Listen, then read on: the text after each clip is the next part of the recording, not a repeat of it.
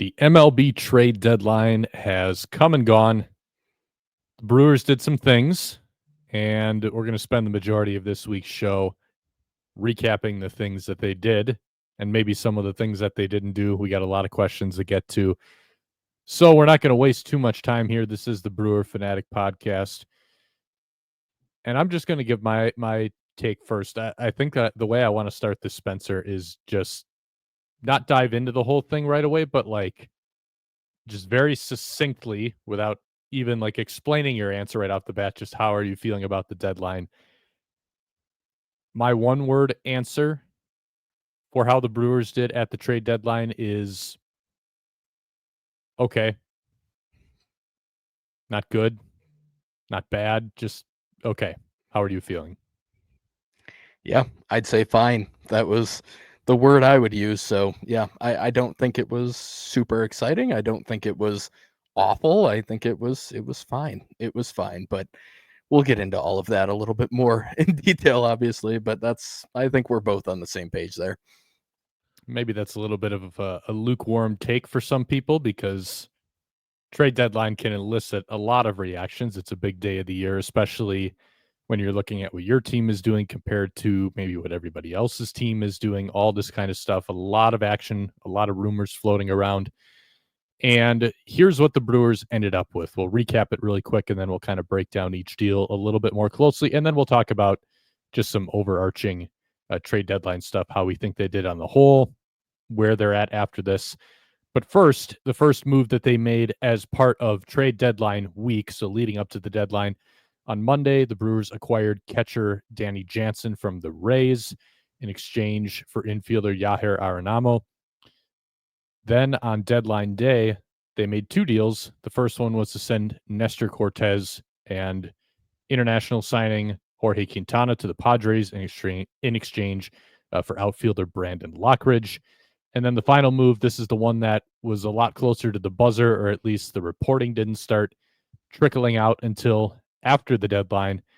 Right-handed pitcher Shelby Miller, and then injured starting pitcher Jordan Montgomery coming over from the Arizona Diamondbacks in exchange for a player to be named or cash.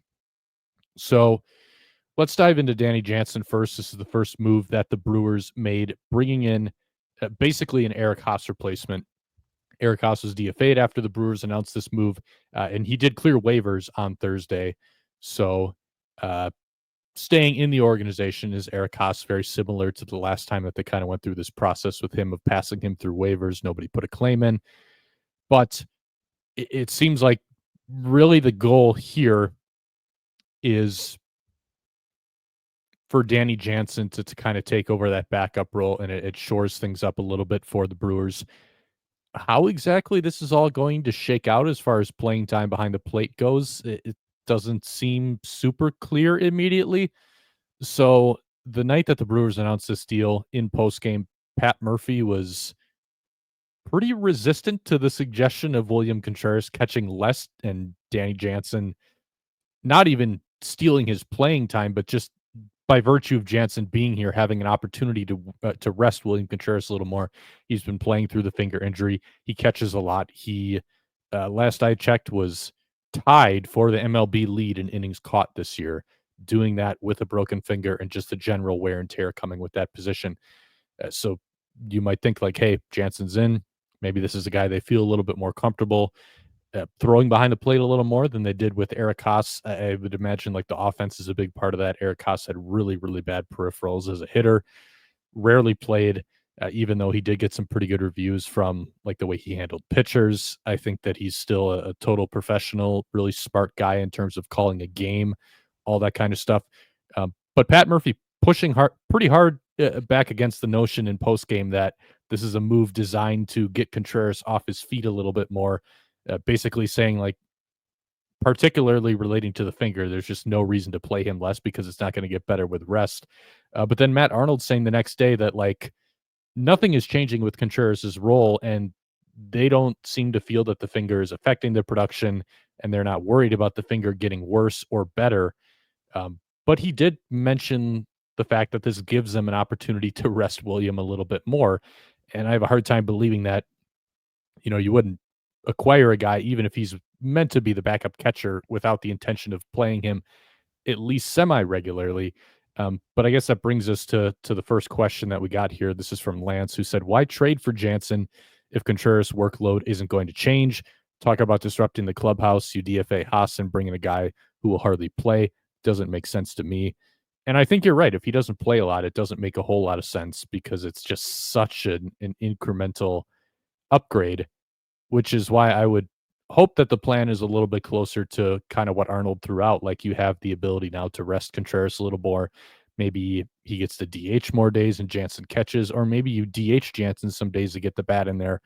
But before we kind of dive into how he profiles as a player, I'll kind of throw the ball over to you, Spencer, just for what your reaction was here and kind of what you make of some of the comments after this news broke and how some things might shake out here with playing time.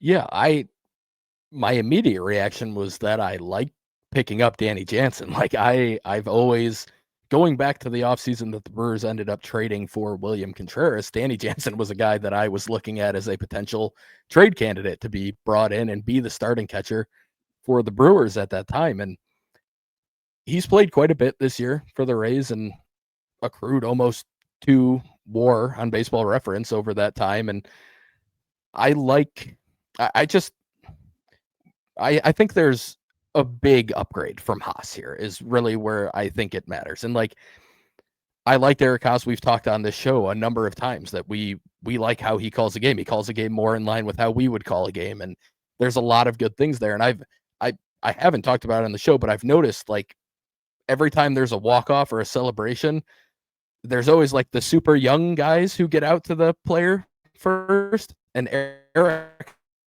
Haas is probably the next person there, like every time. So like you can tell he's a good teammate. He celebrates other successes, like a guy that they probably liked quite a bit in the clubhouse. On the same end of the spectrum, though, Danny Jansen has gotten very good reviews as a clubhouse guy, as a teammate as well. Somewhat of a side note, but like best friends with Rowdy Tellez, and I believe Rowdy officiated his wedding or something at the time a couple years ago. I remember seeing that. So like, just generally seems to get along well with people too. I don't think that's going to. Yes, there was probably a slight disruption to the clubhouse here with a guy like Haas, who I think people liked, and for good reason. But I don't think that's going to cause an issue moving forward. I don't think Danny Jansen's going to be someone who just completely changes the type of person that you have in that role as the backup catcher. So, like you said, we'll get into. I'll let you kind of lead off on some of the breaking it down from a actual player standpoint. But for me, this is a guy that upgrades that backup spot quite a bit and should get William off his feet a little bit more. Now, you mentioned the comments after the game from Murph. To me, some of those read as a guy who probably only heard about the trade just before the game, hasn't looked into it a ton, and is just kind of immediately backing his guy that he's used to seeing catch every game, and maybe didn't know everything about Danny Jansen in that moment. I'm sure he hadn't even had like a full conversation with the front office about the plans for him at that point, other than like, hey, this is what we're going to do. Eric Haas is on the roster for this game, and then we're going to be DFAing him post game. Like that's probably at the time he was talking to the media. I can't imagine he had too much more info than that. So like, we'll see where that actually ends up landing. And like you said, Arnold was a little more of in the camp of like, it is partially to get William a little less time squatting behind the plate. Like that's at least part of the equation here. So to me, that's how it should work. I think there's value here, and we'll get into it a little bit more, but like, I think there's potential to add something the offense is missing a little bit, which is some power too, which is, I think, something that could help. Yeah, I think we're in agreement on what the role should be for him, like semi-regular time behind the plate, get William off his feet a little bit, or open up some more days where William can DH and you catch Yep. Danny Jansen. But yeah, I like how this profile complements what the Brewers have, because the Brewers don't hit for a lot of power. Even on this stretch where they've been scoring more runs, they still haven't been hitting for a ton of power. They did it more in the Cubs series, which we'll talk about later on the show. But by and large, this is still a lineup that is not driving the baseball a ton. And part of the reason for that is they don't have a lot of guys who hit the ball very hard. They also don't have a lot of guys who pull the ball in the air. And Danny Jansen pretty consistently for the entirety of his career has been an elite air pull guy. So his percentage of batted balls in play, um, that are being pulled in the air. So he's hitting them in the air to left field, basically. He's been consistently up over 30% of his batted balls, so over a third of his batted balls falling into that category. He doesn't hit the ball crazy hard. He used to hit it even harder, but not quite so much anymore these last couple of years, but he hits it hard enough where he can absolutely find some pull side power with that. And this is where I'm also curious, like, how much is he going to play? Because I do think that I'm not saying it will happen, but I do think there's the potential for this guy to go on like a second half power binge just because he's meeting the ball in a good spot if he gets into a good rhythm and he just pulls a ton of fly balls down that left field line, does that for a few weeks. It could be all of a sudden, bam, he hits 10 home runs for you the rest of the way or something. Like, I would not rule that out, but he's got to be playing enough for him to make that impact. And maybe it's kind of a deal where if he gets some opportunities here semi regularly and he hits well, he works his way into the lineup a little bit more. Matt Arnold did say, though, that they feel he complements the kind of guys that they have nicely. And that's what I like about this most, the fact that when he's in the lineup, he does something that the rest of the lineup does not do. I'm a big believer in trying to have as much diversity in your lineup, in the profiles of your hitters, as you possibly can. I still think that's a big reason why last year's Brewers were a pretty solid offense. They could do kind of a little bit of everything. This year, they've gone even more extreme into the scrappy kind of style of scoring runs, and I don't think that's a good thing. I think you're better off having as much balance as possible on both ends of it, because I think those profiles just situationally they work really nicely together. So Jansen kind of gives them that ability. As far as the defense goes, he used to be regarded as a pretty good framer, but it's really taken a big tumble these last couple seasons. This year, he's in the midst of his worst framing season ever, according to StatCast. He's already at -8 framing runs. I looked at some video really quick with him, and the biggest thing here, and this is actually something that strikes me as very similar to Haas when the Brewers brought Haas in. He's in his first season catching almost exclusively on one knee. He used to be a pretty traditional standard squat guy for most of his career and even longer than like most guys around the league. This is the first year that he's been on a knee like the vast majority of the time, almost exclusively. And he's doing the thing that Haas kind of did when he first started catching on a knee, is instead of just setting up on that knee right away before the pitcher even begins his motion, he's kind of starting in like this hybrid squat a little bit and he's kind of moving around a lot. And then he doesn't really get kind of planted on that knee until the pitcher is already well into his motion. He's delivering the ball, and it's just so much motion that's going on there. That's the kind of stuff that does not give the umpire the best look at the ball. It doesn't make it doesn't look the best in the umpire's eyes when you're doing all that kind of stuff. So when the Brewers brought Haas in, really the big thing they focused on with him was just stay still. We're going to cut all this movement out, and that's what's going to unlock some stuff for you. It's going to give the umpire the better look at the pitch. And they didn't turn Eric Haas into a plus framer. He got really, really good at the top of the strike zone, actually. And I think that's just a product of kind of how they had him setting up. They had him like super, super still on the knee the entire time. And as far as like catching stances go, pretty upright. Like his back was pretty straight. So I think just that posture and with the way that he could move from that stance, he was really good at kind of bringing pitches back in on the top. Got a little iffy on the bottom still and on the edges once in a while. But overall, they turned him from one of the worst framers in baseball into like a slightly above average framer or an average framer, depending on which metric you're looking at. I think they can do that same thing with Danny Jansen because it looks like a lot of the same kind of issues that he's having. And then you look at like what he does on the other aspects of catching. He's a really good blocker. He's still elite in that realm. So that's something that's obviously going to help. But I mean, this is just a good guy to have. He is a much more well-rounded catcher than Eric Haas. Again, I can see a way where he ends up actually being a bat that kind of gets hot for them down the stretch. It can be pretty impactful, especially if he's really tapping into that air pull power. But he's got to play. That's the big thing. And we've talked before about how Contreras does not like taking days off, and how Pat Murphy is more than willing to continue playing him every day if he doesn't want days off. Murph won't give them to him unless it gets like really, really extreme. Then sometimes he'll give him like a day game after a night game. But by and large, if William wants to be back there, he's going to be back there. So I'm very curious to see kind of what this dynamic is going to look like, because I would, even if Arnold hadn't said what he said, I would just imagine, like, kind of just from a common sense standpoint, like in the front office, would they not just be thinking like, hey, we can give this guy a little more of a break and prevent him from wearing down? And that's kind of what Matt said too. Like, not just, it's not so much that they're worried about his health right now; it's that they want to make sure he doesn't fall apart because he's catching every single day. So now it's a matter of, is he actually going to be in the lineup card? Because the day after they acquired him, day game after night game, William was still in there. I think part of that is because, you're arriving for the first day as a catcher. Maybe you don't want to throw him in there. It's not quite the same as another position player because he's got to learn the staff and he's got to do a lot more stuff to get acclimated at that position than most guys would.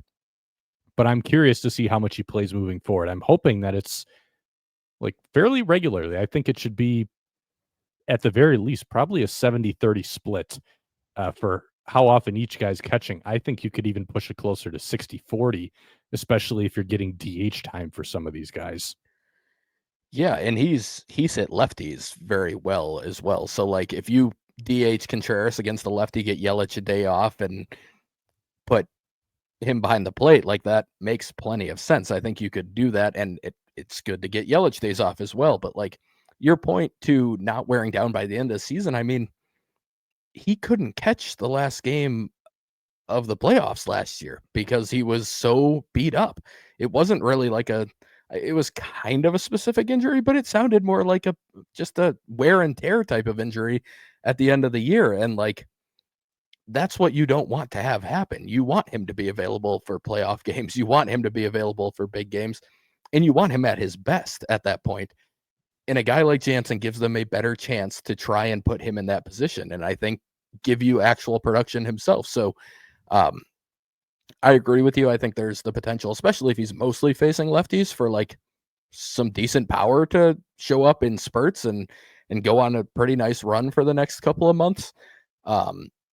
And yeah, just on the catching thing, the only point, and I don't know, you watched the video and I mentioned this to you, but like the one thing I do wonder about sometimes with the Rays, and I looked back and I think it was 2 years ago, they had a couple catchers who were like solid framers, but for a long time, their catchers have not been very good at framing just generally. I sometimes wonder, they are a team that goes very heavy on just middle targets.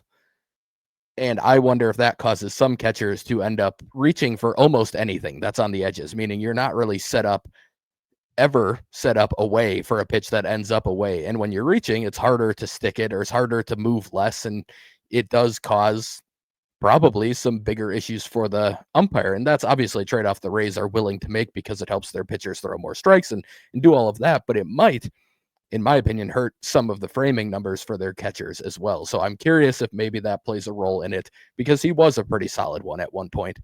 But yeah, I mean, the one knee setup, I do like that you pointed out that he's a good blocker because I think that's the one thing everybody goes to when people go to this one knee setup. He's actually been a great blocker this year. So that has not changed with this change, but the framing has. So it'll be interesting. I think you're probably on the right track in terms of saying that like less movement, get yourself down early. It's kind of like hitting in a way.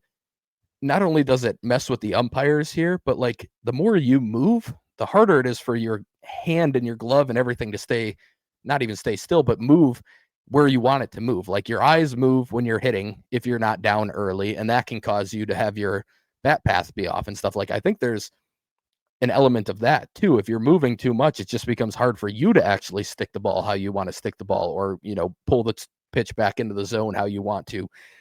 So I think just less movement in general helps with the umpire, and I think it would help him. I would guess you're probably right that that'll be pretty much the same thing they did with Haas. Get him down early and let him just work from there. And it probably won't show up immediately, but I think it could be pretty quick. I think a change like that could help show up pretty quickly in some of the numbers, and also just visually, I think it'll probably look a little bit better. So yeah, I mean, for me, I think a lot of people overlook this, and I sometimes wonder if this had happened today on the deadline day, if people would have been a little bit more into it. I think that's just sometimes there's a little bit more of a aura to deadline day that everybody likes when it comes to trades, and it gives a little bit more juice to them. I think this is a good trade on the margins. Like, this is the type of trade I always like to see the Brewers make. If you can upgrade on the margins for a reasonable cost and add somebody who has the potential to maybe overperform what he's done early in the season as well, I think that's like the perfect type of trade candidate for the Brewers most years. So I liked this one quite a bit. Um, and as long as he plays, like we said, I think he's going to help this team. But if he doesn't play, then it may have been a waste of resources, like the question kind of says, and it may have been not worth doing because really you get nothing out of it. But I think the only other thing we should probably add, if William does end up missing time with an injury of any kind, this is a better option to have to play regularly if you have to do that. So before, it was, especially with K-Row being hurt in AAA now, you were basically going to be going to like Haas and then probably Jorge Alfaro as your two catchers if William went on the IL at any point. Now you have a guy who started a lot this year, started a lot in his career, and is a solid starting catcher if needed as your backup. And I think that can bring a lot of value over the course of the next 2 months. And you don't want that to happen, but it's a really nice backup plan to have. Last thing to touch on for this one, I'm going to kind of obviously pass it to you as the prospect guy when we look at some of the pieces that the Brewers gave up in these deals. What do you think about them giving up Arenamo and maybe why they felt comfortable doing it in this kind of deal?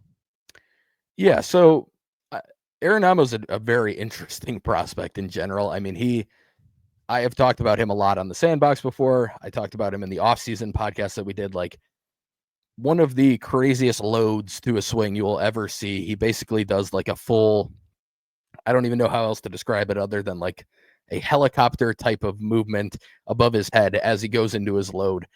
But he doesn't strike out. He doesn't whiff much. So like he's able to get the timing down on this at the lower levels in high A. He's been very good. He's performed extremely well. He's added power the last couple years in high A. I like his glove at second a lot, and I think he can handle shortstop.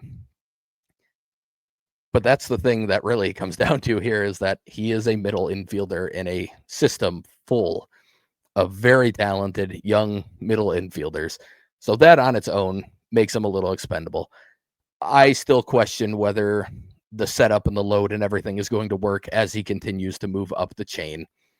And there are some maybe not necessarily baseball related questions with him as well. Not to say he's a bad person or anything, but there are things that I think the Brewers were comfortable moving on from him. He felt like a guy to me that I kind of expected to see go in this one. And the other part of it is, and I don't think this is a huge part of the equation this year necessarily, he is Rule 5 eligible. I don't think he's somebody that would have been picked by anybody. But next year, he may have been somebody that you have to start worrying about protecting if he is still performing. And just, you're going to have a logjam eventually with some of these guys. I think that's a very small part of this equation, but I do think it probably at least was factored in a little bit. So for me, this is pretty much exactly what I would expect in terms of a return for a guy like Danny Jansen for a couple of months. And Arenamo did feel, I don't know if expendable is the right word, but kind of, it felt kind of likely for me to see him go at some point this deadline, like as one of the top guys that I would have probably expected to go in some sort of deal. Kurt Hogue had mentioned too that the swing decisions weren't really coming along for him like the Brewers were hoping it would, especially after they had kind of some conversations with him about this is something that needs to get a little better, especially if you're going to play in our system. Yeah, and that's always been the thing. He's very swing happy. Like I said, he doesn't whiff a lot. He doesn't strike out a lot, but he does swing a lot. And eventually, again, that's one of those things that tends to catch up to you the higher you move in the system. He repeated high A this year, mainly for that reason. Brenton Del Chiaro kind of talked about that on the Just Baseball podcast. Like, he had a very good season last year, but he was a little surprised that he went back to high A. And it was basically like, it's not sustainable if you keep taking this approach at the plate. So we need to see improvement there. And like Kurt said, it didn't really come along this year any differently than it had before. Move on to the next deal here. Deadline day, we had talked about before kind of, or maybe not on the show, But I know I wrote about it earlier in the week about how with Nestor Cortez on the verge of a return, the Brewers had a log jam. Nobody they could really realistically even send down to bring Nestor Cortez back into that rotation. So it was probably going to come down to, do you plug Nestor Cortez back into the rotation at the expense of Jose Quintana?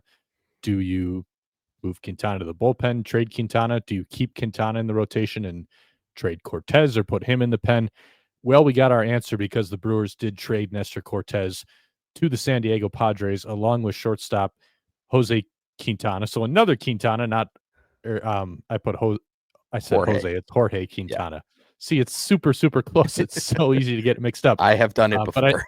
Yes, but I did make the joke to you, like, see, they did trade Quintana at the deadline. But no, so they traded Cortez, Quintana, and cash to the San Diego Padres for 28-year-old outfielder Brendan Lockridge. And this, I think, out of all the moves that the Brewers made, like, this is the dicey one that I think you can have varying opinions on. And I think most of them, even the negative opinions, are pretty valid too when you look at this deal. Yes. So we got a lot of questions on this one. I'm not going to go through all the questions because a lot of them were asking more or less the same things. And what a lot of people were asking was just why? How is this the way that this ended up? And I get it because I'm not sure that I'm fully satisfied with this one either. So when I wrote my story about which of these guys the Brewers should deal, my conclusion was they should deal Jose Quintana because, number one, I think Nestor Cortez is a better pitcher than Jose Quintana just from like a pure stuff standpoint and the sustainability of how he gets guys out. In a perfect world, like, Quintana doesn't even need to be moved because I think by design he overperforms some of his underlying stuff a little bit. And it, especially like in this Brewers infrastructure where he's got that defense behind him, like some of the things that he does not do well, and well, he's not trying to do well in those areas. So it's not super fair to judge him by those. But if you're comparing these two pitchers, the reality is that, like, the things that Nestor Cortez is trying to do to get guys out, it's much more repeatable and he can do it better than the things that Jose Quintana is trying to do to get guys out. So you had a guy who was already, he profiles as a better pitcher when healthy, but then Quintana was probably going to have, I'm just assuming, the higher value on the market because he's actually been healthy and he's been making starts. And I think that's something that goes a long way. I don't know what the market looked like. Maybe it really was that nobody really wanted Quintana based on some of the prices that we saw for starting pitchers and some of the returns. I'm not sure I fully believe that, but maybe it really was the case if they don't like the peripherals. But the question was, like, with how much starting pitching was going for at this deadline, how did the Brewers basically have to dump Cortez and their highest paid international signing of the 2024 international class to get Brandon Lockridge, who is a 28-year-old right-handed hitting outfielder who basically can run, but he can't hit. And the question was, how is this what the Brewers ended up with? And how is this really the best way that they could have gone? And I'm still in the camp that I think this is like exactly why I think they should have dealt Quintana and plugged Cortez into his spot. But the explanation that I'm open to is that they just felt that that was going to disrupt so much of kind of a good thing they have going right now, where I can understand kind of just wanting to maintain the status quo in the clubhouse, in the rotation, and you just kind of dump the guy who hasn't been around like full time for the better part of 4 months now. I get it, but just from a pure, like, resources given up, resources they're getting back, like statistical production of the rotation, I think dealing Quintana just made a lot more sense in those realms. And I guess I'm not like entirely shocked that it turns out Cortez didn't have a lot of value. But I'll kind of pass the floor to you. Just what do you think of this trade, especially from your perspective as the prospect guy, seeing that Jorge Quintana was in it as well, going from the Brewers, and then cash going to the Padres too. So we're not entirely sure like how much of Cortez's salary the Brewers are also covering here. Like it just seems like kind of dumping a player more than anything else. It does, and that's maybe the most confusing part to me. Like I almost feel like they should have just DFA'd Cortez if they're paying a decent amount of the salary. Like we don't know for sure how much they're paying, but there's not a ton left on it. I mean, it's probably what 2.5 million or so for the remainder of the season. Like to me, the only thing that there can be any explanation for this is that they see something in Brandon Lockridge that other people do not see offensively. Like otherwise I don't understand this one at all. Like this is the one that I have no issue or I won't debate anybody who has strong disagreement on this trade, like with why they did this. And I agree with everything you said regarding Quintana and him, and I won't go into that, but like Jorge Quintana. Jorge Quintana. So like for me, I think Pipeline has him 19th on my own rankings. He was like close to 40. But there is talent here. Like this is a switch hitting shortstop who has a pretty decent glove. Maybe gonna have to move to third base. Slow start in the DSL and ACL, but good finishes to both seasons. Showed some power from both sides of the plate, which was kind of a surprise, honestly. When he was signed, the big thing with him was like his hit tool, and then the power wasn't expected to be there. He actually ended up being more power over hit, I would say. But like this is a talented guy who they invested a lot in 2 off seasons ago in the international market. And again, you just threw him in along with like to me, if you were throwing him in, I would have thought the Brewers were the ones getting cash in the deal at least. Like I don't get how that the math works on this one at all. And like to me, Lockridge can probably play he graded out, I believe Fangraphs put a 70 future glove on him when he was a prospect. And they put 80 speed, and that checks out. His sprint speed in the big leagues is 99th percentile. Like he is very fast, and I think he's probably a good glove in the outfield. He performed pretty well in AAA. I don't think he's going to hit at the big league level. It's just hard for me to get this one. There's just not much that makes sense to me. And like, it sounds like, maybe he's going or he is joining the team in Washington, D.C. And at least at this very moment, he probably will have a bit of a role with Jackson Churio most likely hitting the IL. But it's just this one is very hard for me to fathom. I didn't even get it when it was just Cortez for him. And then it comes out like an hour after the deadline that Jorge Quintana was included in the deal. And it was just like, why would we have had to include him? Why would the Brewers have had to include Jorge Quintana in this deal to get it done? It's very hard for me to fathom. I can't even imagine Lockridge was that. It wouldn't have surprised me at all if he was on the DFA chopping block for the Padres, given how many big leaguers they were bringing in this deadline. Like, it's just, this one's really hard for me to understand. And I don't think it's like some franchise altering bad trade or season altering bad trade that's going to kill the Brewers by any stretch. But like, it just felt pointless to me. Like there was really no upside to this trade. And that's hard for me to understand. Like the other deals, and we'll talk about the third one in a second, but like the other deals, you can clearly see an upside to the trade. And I just don't see one with this one. Like I said, I think I would have just DFA'd Cortez if we were at that point and saying like, well, we can't get anything for him. We don't want to put him in the bullpen. We don't want to put Quintana in the bullpen. Like we're at our end here. Like if you couldn't find anything better than this, then I would not have thrown in an interesting 19-year-old shortstop switch hitter just to get off of the 2 or 3 million that Cortez had left. I think I wouldn't have even been surprised. He probably would have been claimed if you DFA'd him. So then you get off the contract for free. You don't have to worry about any of this. Like if they were that down on him to settle for this, that's the way I would have gone. I would have just DFA'd him and been like, okay, well, we can't find anything worthwhile, so let's just cut our losses and move on. But this one's one of the weirdest trades I can remember the Brewers making. I can't think of many. Even the Priester one, when we talked about it, which I didn't like, I could at least see something there. Like this one is very hard for me to find like a real upside to at all. I feel like the big sticking point for me is that Lockridge is 28. If he was like 24 or something, I could see it a little more. Like, I think it comes down to like, what is there really like anything else for him to kind of grow into here at this point? Because if you're like starting with a floor of what he's got and he's pretty young and it's like, hey, he Yeah, might still grow into a little more game power, like, all this kind of stuff. Okay, I can see it. Like I would actually probably be okay with this.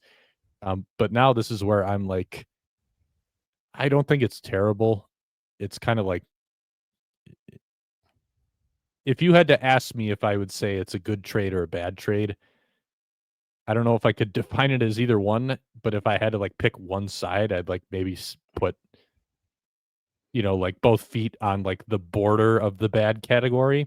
yeah, But like I'm just really curious what their models think of Lockridge because this is the same organization that thought Chris Roller was going to be like a super valuable player because of what he did like on defense and on the bases and all this stuff. yeah, Like we know that the Brewers value this very, very highly, a lot of times over offense. yeah, And that just has to be part of the calculus here for making this kind of move. Because I if I had to guess, I think just getting rid of Cortez is like the primary goal here. And then in the process, they were like just trying to look for like, is there somebody that our models think positively of? And Brandon Lockridge, I guess, is that kind of guy because he's got a lot of traits that we know they like. But I'm with you. I just don't think he's going to hit up here. I mean, it just he doesn't pull the ball in the air at all. He looks at a lot of strikes over the plate too. Like yeah. you want to talk about Joey Ortiz swing decisions. Lockridge doesn't chase, but he also watches a lot of strikes. Like I don't know. Maybe they think they can shore that up a little bit. But yeah, it I'm not sure they had to do this, I guess is the biggest uh gripe that I have with this one, but it's going to come down to like what do you get out of Lockridge and who knows, maybe he turns into like Blake Perkins or something, and if that happens, then you're looking okay. Um, Yeah. I but wonder yeah, if we'll even see what happens. I wonder if even like when they do expand rosters, if he's a guy they view as like what they used Quentin Berry as a player back then, where he's a pinch running specialist, a guy who tries to steal bases for you. Like maybe they use him in that way. And we've seen playoff teams in the past roster a guy like Terrence Gore for that reason, and Quentin Berry honestly was on some teams for that reason. Like maybe they view that as a team that struggled to steal bases a little bit more this year. Maybe they see it as there's actual value in like, hey, we need a stolen base in this moment. We can pinch run him. But that to me does not make that worth all of this. That's a guy you could probably find again on waivers or something and try and pick him up that way or trade for cash or whatever. But the only other thing I will say is like compared to Roller in AAA, like there is better offensive stuff to work with, I think, than what Roller even showed in AAA. He hits the ball a bit harder. He does hit the ball at pretty ideal launch angles, which I guess there's something there. Um, but like you said, he doesn't pull the ball at all. And maybe that's a positive for the Brewers because we know they don't pull the ball in general a lot, especially in the air. Um, but it is something that I feel like would kind of help him maximize some of the actual raw ability that he has shown a little bit of in AAA. And like percentile wise, he grades out pretty well compared to most hitters in a lot of ways in AAA. And the only reason I use the percentile version is because AAA offense is very, very good in general. So you can't look at it in comparison to like MLB numbers, but compared to his peers, he has been pretty good in AAA. So I looked at Isaac Collins' AAA stuff, like the same stuff I sent you earlier, Jack. It was like all the percentiles of the StatCast data that's available in AAA. And the one main difference with Collins was that one, his max exit velocity was higher, but actually like 90th percentile average, not that different. But he did pull the ball in the air a decent amount more. In AAA, Collins did have a similar issue though with I would consider it being passive, where he took a lot of pitches in the zone. He didn't chase, but he took a lot of strikes. So maybe they view it as, they can try and get some sort of version of what they've gotten out of Collins out of him. Like you said, Perkins type guy too. But yeah, I have my doubts on that. But my guess is that's what they're shooting for here. Like that's probably what they're envisioning in a best case scenario. The one question we got that we will take kind of relating to this one because it does speak a little more to maybe what the alternative could have been. Mantis Toboggan. I like the name. You get the reference, right? Oh yeah, always sunny. He asks if they had to attach an actual prospect to Cortez in order to get a nothing burger in Brandon Lockridge, why not just keep Cortez as a bulk reliever to piggyback Miz's short starts? I think the one issue you might run into there is that he's not optionable. I think if you are looking at like regular piggybacks from Miz starts, it probably helps to have like, you can kind of cycle between, if you need to, Hall, Easton McGee. Maybe Tobias Myers comes up once in a while to kind of be that second guy. Chad Patrick could do it, kind of depending on how things line up. Maybe Logan Henderson down the stretch. Like, I think that is probably part of the issue here. And you also just never know how Cortez is going to respond to something like that. I'm just going to assume that they felt that basically the cleanest option here was for them to wash their hands of one of these guys, and I think they just ultimately decided that Cortez is the one that they wanted to move on from. And then out of what they could get back for him, Lockridge was the guy who they were like, well, at least our models like think that maybe there could be something here. But we'll kind of see how it goes. And who knows, maybe Cortez just completely falls apart for San Diego, and then we see why he couldn't get more in return. I don't know, but I mean, stuff wise, it looked like he was pretty well in line with like the guy he's usually been on that rehab assignment. So we'll see. But this is the one that I'm a little more questioning of. Yeah, 100% agree. We'll move on to the third and final deadline deal here. The Brewers, this one coming out after the buzzer, acquiring Shelby Miller from the Arizona Diamondbacks. This will be Shelby Miller's technically third stint, if you want to dice it up that way, because he signed two separate minor league deals, and there was like a midseason opt out after the first one, and then he came back for 2020, but opted out due to the COVID-19 pandemic. But he's back with the Brewers now. He's been having a really, really good season in Arizona. He pitched as their closer for much of the year until a forearm injury sidelined him, but it sounds like he's back on the mound throwing pens. Matt Arnold said that the Brewers are going to send him on a rehab assignment pretty soon here, get him into that bullpen. I really like this. I think that this is like the perfect example of a really, really smart front office not caving to like the landscape that's been established by the market, instead of kind of caving to the high prices that were set for relievers this year and giving up guys they would normally not give up. Instead, they kind of found their own little creative workaround to get a reliever to help the bullpen without giving up those prospects. Like, we've seen them do this before in some other deals where they kind of like, whether it's, they get a different guy at maybe a position that didn't seem like it needed an upgrade, but they're like, this makes the team better, and this is what's out there for a reasonable cost this year.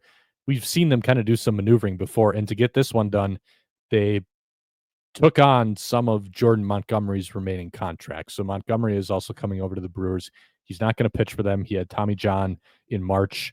He's out the entire year. He's on a player option from what was originally that 1-year deal he signed with Arizona. He was terrible in that first season, exercised the player option for $22.5 million. Had Tommy John, not pitching this year. He'll be a free agent after the season. The Brewers are reportedly taking on $2 million of that contract, which is less than I would have thought. But the bottom line is that it's pretty clear that they're taking him so that they could get Shelby Miller for only a player to be named or cash. And if it's a player to be named, it's not going to be someone who's big on the Brewers prospect list. It's going to be somebody who they feel pretty comfortable parting with, I would imagine, especially compared to some of their bigger talents. Or if they don't give up anybody, then it's just cash going back on top of the $2 million that they're paying Montgomery.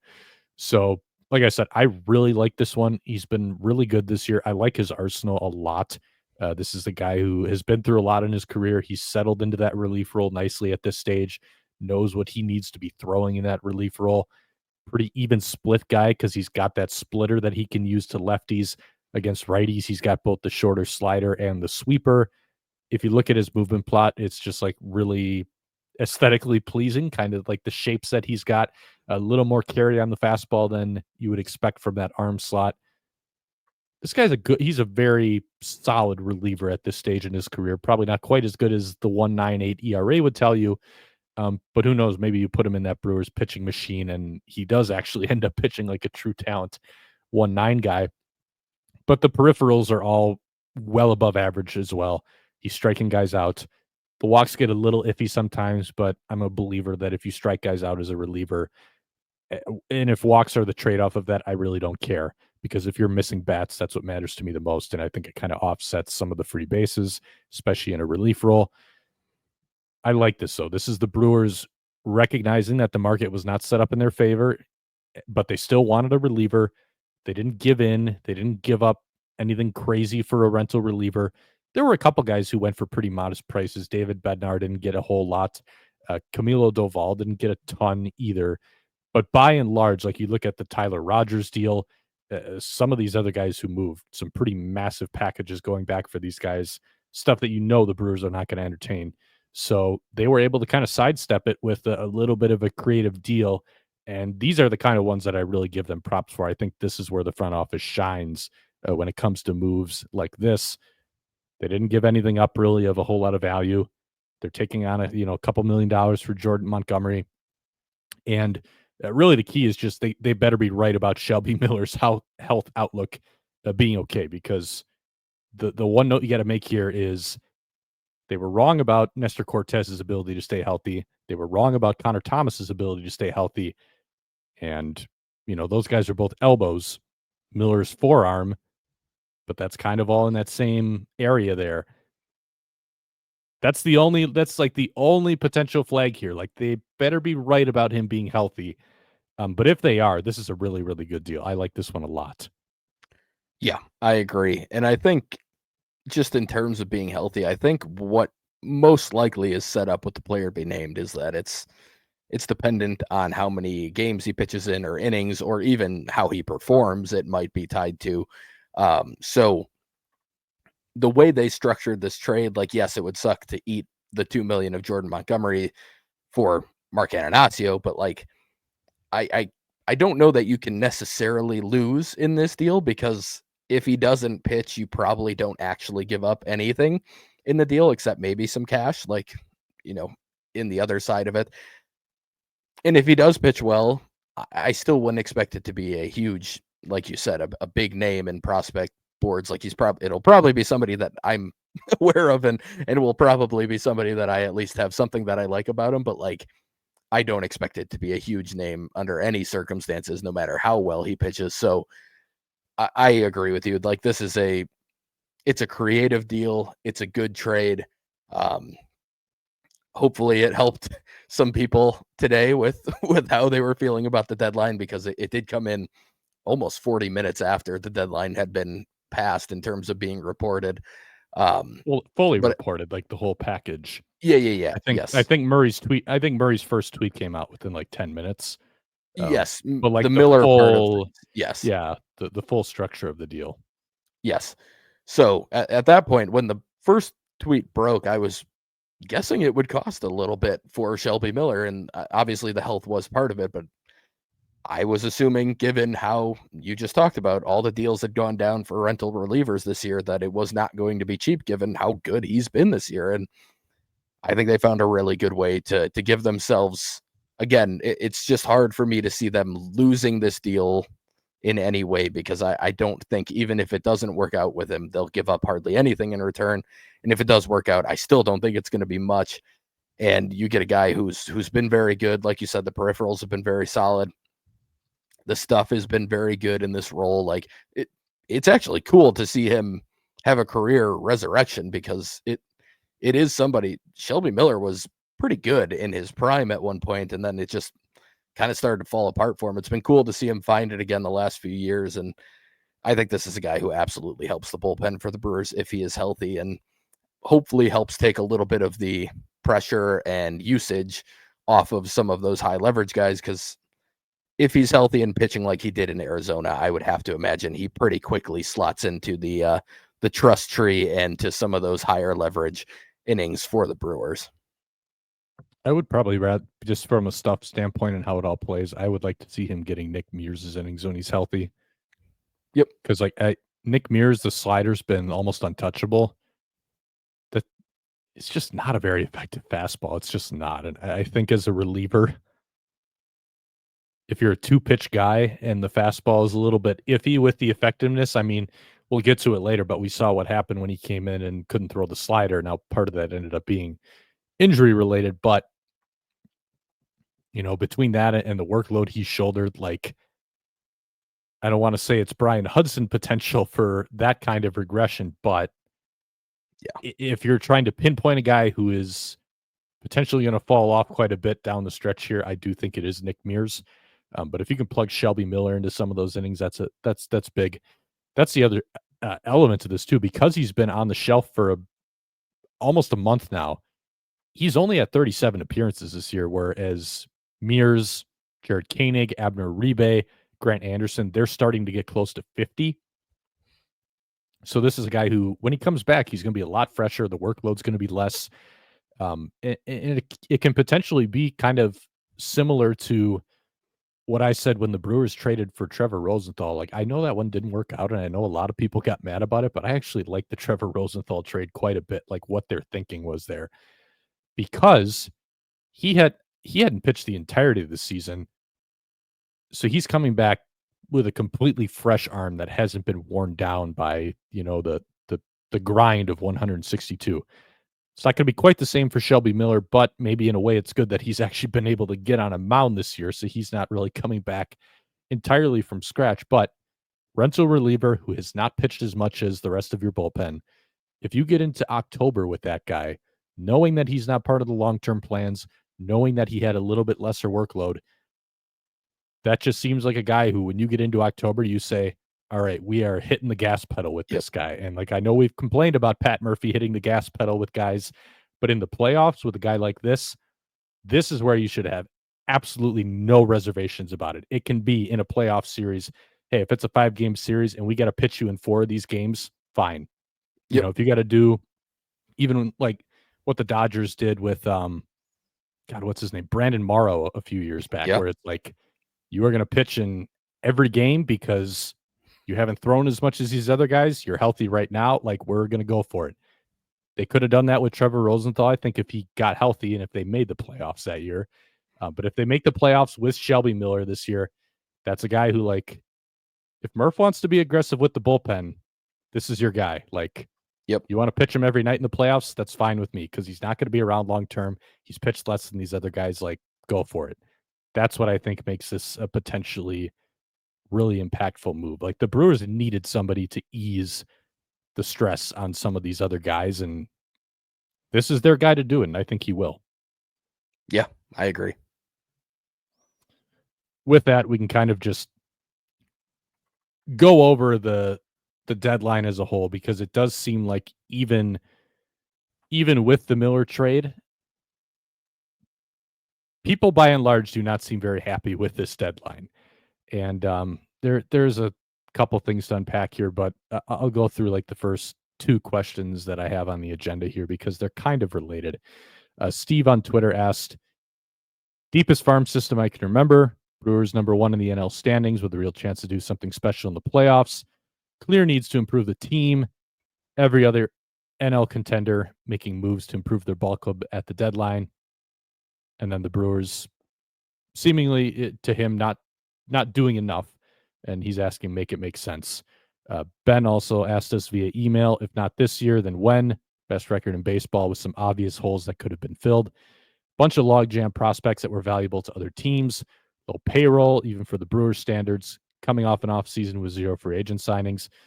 No move they made today would have ruined their future. There were opportunities to cheaply upgrade this roster without giving up the farm, and they didn't. So if this season they aren't willing to put a couple chips on the table, will they ever? I guess before we dive like specifically into these questions, I just want to hit on a couple of the points that I think we've hit on before, but it has been a while just because we haven't Mhm. really been in acquisition mode.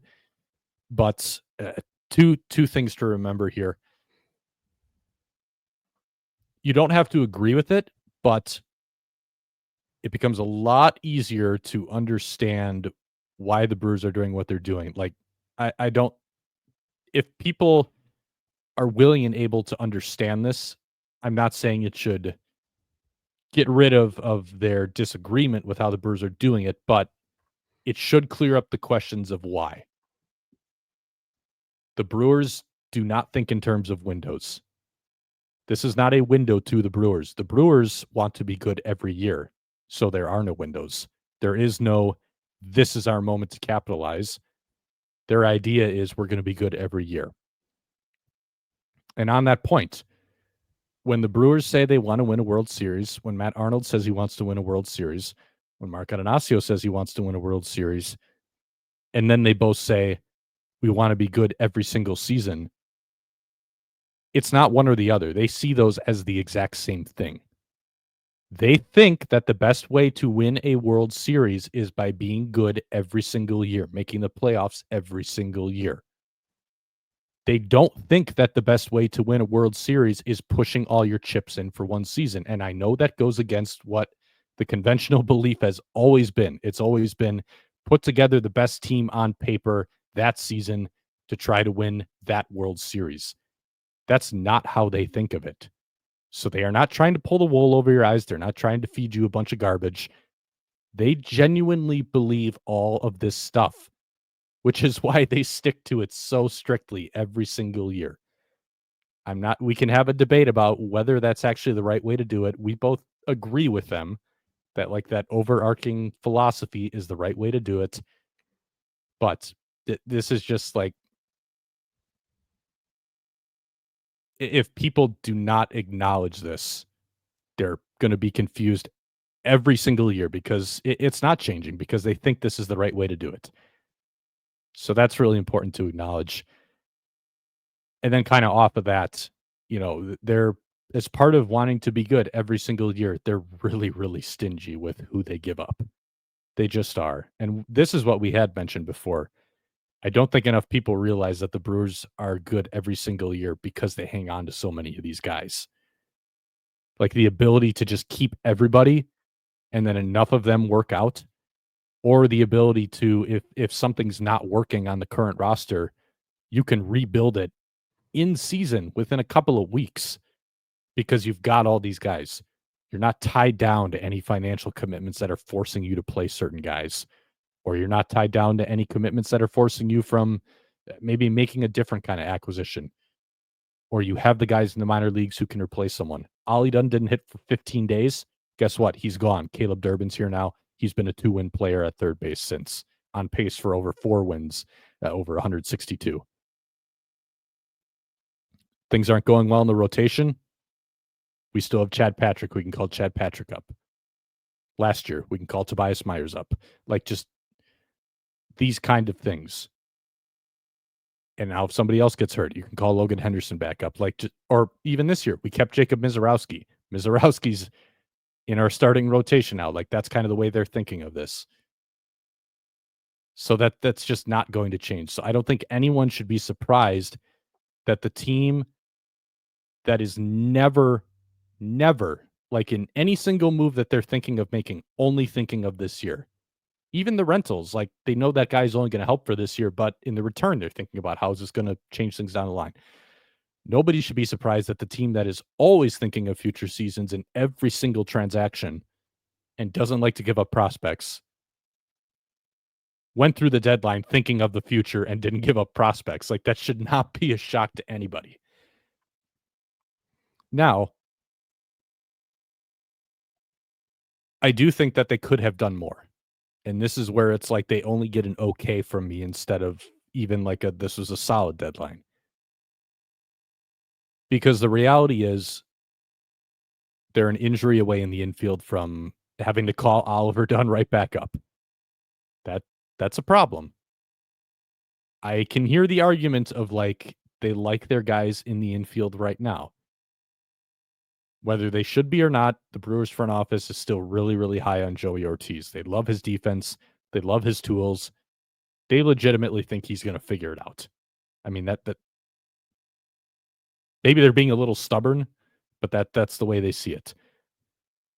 I think they like Anthony Siegler a lot. I think that's a big part of this. Like, everybody thinks Anthony Siegler sucks because he's hitting like 180 in 20 plate appearances or whatever it is. In those first of all, that's even too small of a sample to care what his bottom line results are. Second off, in that sample, he has made a ton of contact in the strike zone. He has not chased. He has not struck out. He's been hitting line drives at good launch angles. His expected weighted on base average is above average. His DRC plus, which is like, think like OPS plus or WRC plus, but it's a deserved version of that. That's at 104, so a little bit above average. Like, he's a very talented player, former top prospect, who is doing a lot of things well in his very limited sample in the big leagues so far. So the Brewers almost certainly think there's a way bigger capacity to contribute than he's shown so far. But the issue is, like, if somebody gets hurt, having to call somebody up, they don't have any good infielders left in AAA. I think that they should have tried to find somebody to add, even though there were no shortstops that moved at the deadline outside of Carlos Correa, who only went to Houston as like the one team he would waive his no trade clause for, so he doesn't count.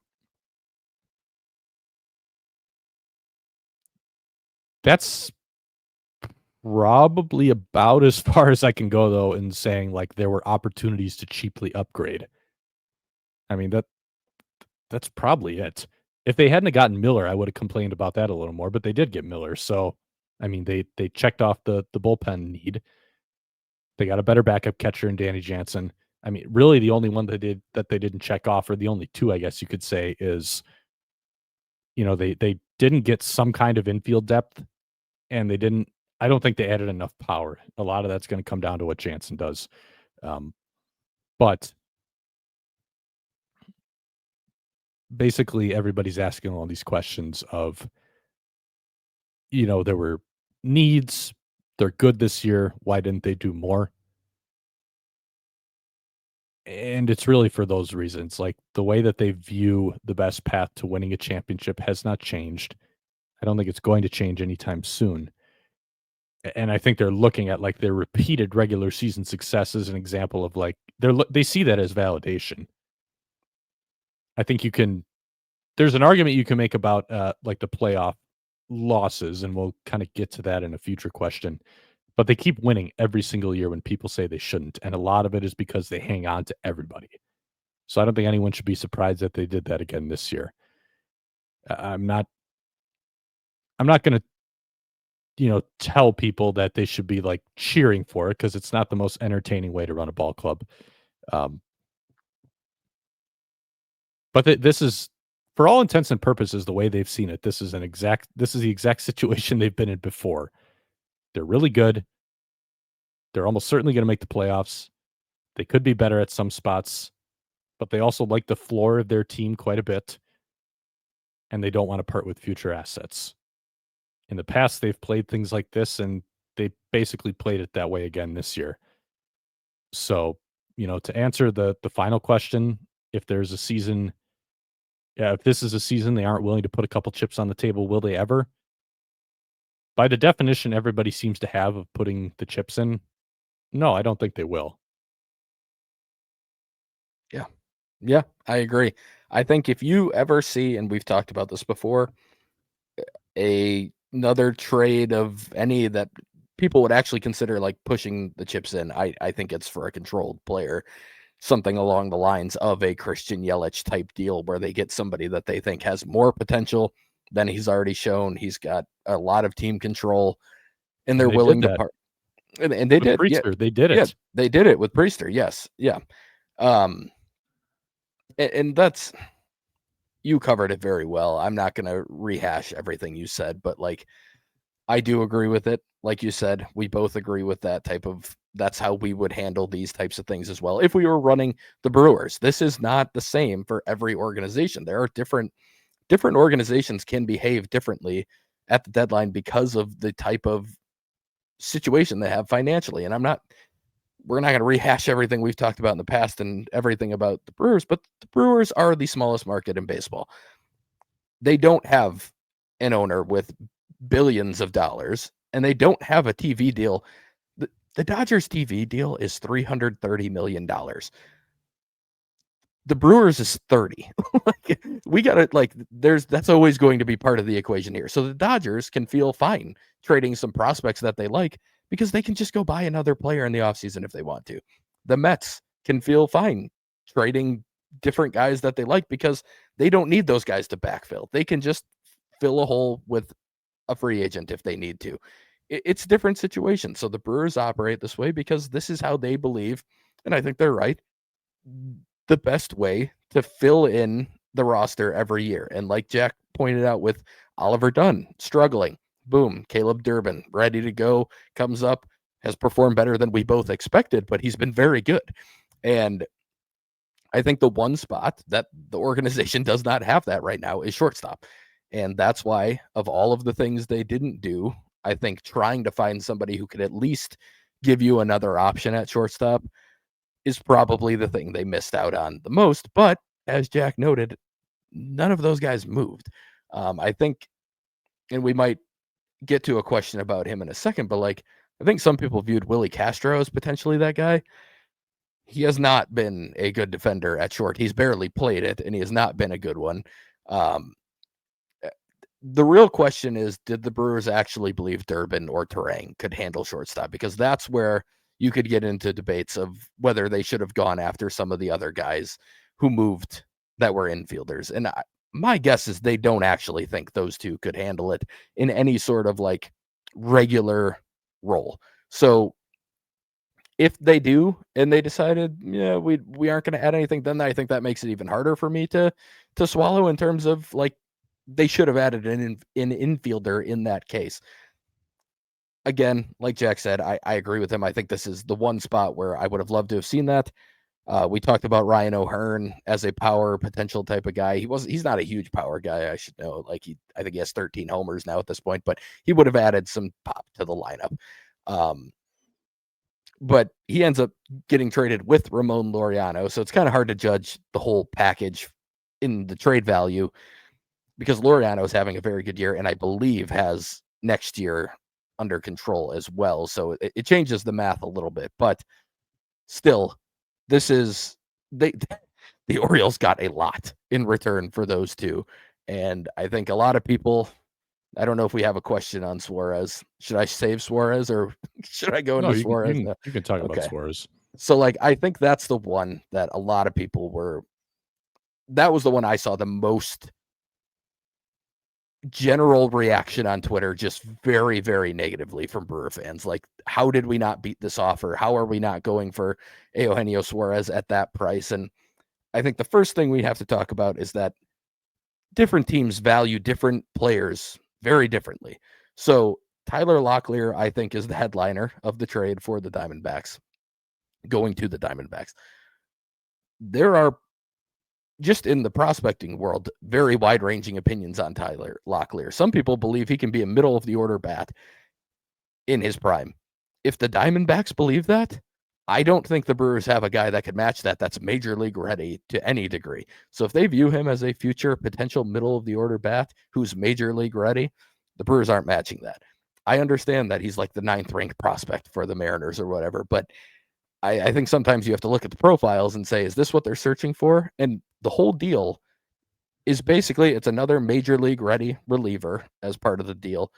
And then it's a 24-year-old reliever who's in high A, but probably is going to move very quickly. A guy who throws upper 90s with a good breaking ball who was drafted last year. They seem to be going for major league ready players. Now, who knows what the Brewers were offering, if they were offering anything, if the Diamondbacks were interested in anything that the Brewers were offering. The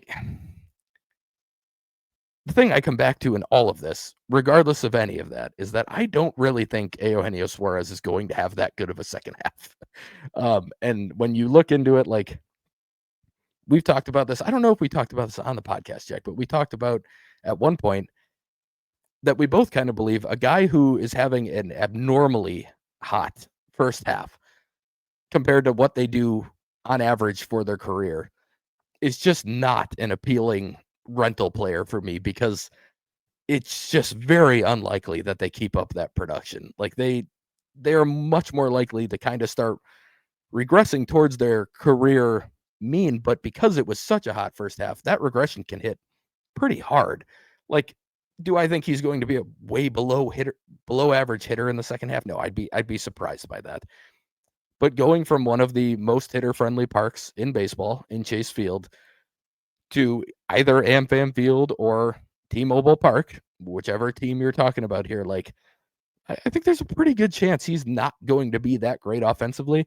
And when you factor in that he's not a good defender, he's not a good base runner, like, the bat is what you're buying. And yes, in an ideal world, if you got first half production from Eugenio Suarez in the middle of the Brewers lineup, that would help. That would absolutely help the Brewers this year. And if you could use Durbin or Terang at shortstop and make it a lot easier to slot him in at third base, that would be great. But that's a lot of ifs that we don't have answers to. And I think everyone viewed it as like a certainty that you could just do that. Like, he could be added to the roster.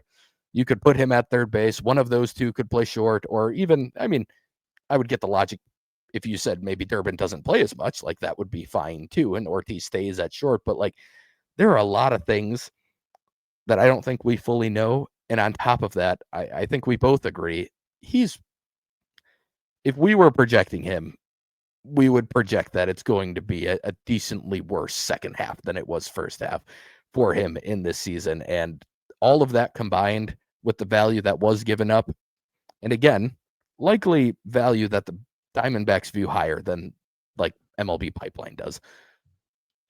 I understand why it didn't get done. I guess maybe that's the whole point I'm trying to get to. I get why they might not have been super interested, why they might not have made the offer that even matches what the Diamondbacks got, and also why the Diamondbacks might have liked that offer more than pretty much anything the Brewers could offer because of that major league ready bat as well. So that was one trade that I saw just a very, very strong reaction to. That he was never a huge target for me in my mind anyway, for all the reasons I just laid out. But I was really surprised how many people seemed to think that it was just like a shoo-in, that the Brewers offer could have been way better than that. Super easy, wouldn't have hurt us, and you just bring him in and he's your middle of the order bat for the deadline. Like, I think we get very simplistic at the deadline sometimes as fans, and I understand it. I think it's easy to do that, but I think sometimes we oversimplify it, and it's just like, well, why didn't we just offer the same? Why didn't we offer our number 9, 15, and 16 prospects for Eugenio Suarez? Like, it's just, there's so much more that factors in. And again, on top of that, I would expect him to be a worse hitter in the second half. Pickon comes back to the one part of the second question. No move they made today would have ruined their future. No, they could have handled the deadline like AJ Preller did. Yep. Although at least Preller got a controllable reliever in Miller. He did. But there's a reason why the Padres need to make big moves every single year. Yeah. And it's because a lot of times it's related to the big moves that they made, 2 years beforehand, because now they can't backfill some of these needs with some really, really talented players that they decided to trade away. Like, there's a reason why Washington's rebuild, the Nationals rebuild, has gone so poorly, except for the guys they got for Juan Soto, because the Padres develop really, really good prospects, and they never make it here because Preller always ships them off for talent that, number one, isn't going to be around as long, and number two, a lot of times their trade deadline acquisitions don't actually perform that well for them. Yeah. Like, Soto was probably their most successful one, but when they brought in Josh Bell didn't perform. Hader did get a lot better in the playoffs, so I think that one's a little more mixed. But he really struggled for them in down the stretch that year. I mean, they were winning games in spite of Josh Hader in the regular season. So they've had this happen before where they've brought guys in and it just hasn't gone great for them. Didn't they like buy on Adam Frazier a few years back too? Yep. And he didn't hit for crap. He had like that really hot start with Pittsburgh, and they brought him in and he was so bad down the stretch that they flipped him to Seattle over the offseason. Like, things like that. So that, I mean, that's what the alternative could be for the Brewers. But I'm not sure that would serve them super well. But even if you're talking about like some lesser towns, like there were guys that went for pretty high prices, and it would have cost the Brewers players who you are almost certainly going to see making a pretty big impact in 2026. So that's just the thing to keep in mind. And like you said, when they do push chips in, it's because they know that a guy can serve both their short and long term Yeah. competitiveness. Like they did it with Priester early in the year. We were all complaining early in the year that they gave up too much for Priester. Well, these are the kind of guys that they give up a lot for because it costs a lot, but they know that it's going to be worth it. Yeah. And I think that they've earned people's trust in that regard. So if you want to see them just push everything in for 1 or 2 seasons, okay, but they're never going to do that. They just won't. And I think this year is pretty good proof of it that like it's not going to change. And I don't think they care about like the being number 1 in the division thing or number 1 in the NL. I think for them it's just, are we going to make the playoffs or not? So, having the best record in baseball by 1 or 2 games versus having the third best record in baseball by 1 or 2 games, like I don't think that changes the calculus a whole lot for them. Um, but yeah, I mean that's just kind of the recap of why they run things the way they do, and why it's probably not going to change, and most importantly, why doing things this way is not them betraying the goal of winning a World Series. To them, it's all the same thing. I think that's the thing people really, really struggle to understand. And if you want to disagree with that's the best way to win a World Series, fine, we can have a debate about that. But they are not lying about that. They're just not. I saw a lot of tweets today from Brewers fans who were accusing them of basically lying up front about saying like they do not care about winning a World Series. And again, you can debate it, you can disagree with it, but they 100% want to win a World Series and they believe this is the way to do it. And it's not changing. I don't think it will ever change under this regime, no matter how the results go over the next 5, 6, 7 years. Like this is what they believe, and I don't think it's changing no matter what happens. Like I guess, they completely fall apart as a franchise, then they probably do. But at the same time, they're probably not the same regime at that point. We're probably looking at a new front office if they completely fall apart. And then maybe the calculus changes, the idea changes behind it. But this is how I think a team like the Brewers has to go about it, should go about it. And it's just how it is. But I cannot reiterate enough. Like this, they want to win a World Series. I can't even understand the logic behind that argument, because why would they not want to win a World Series?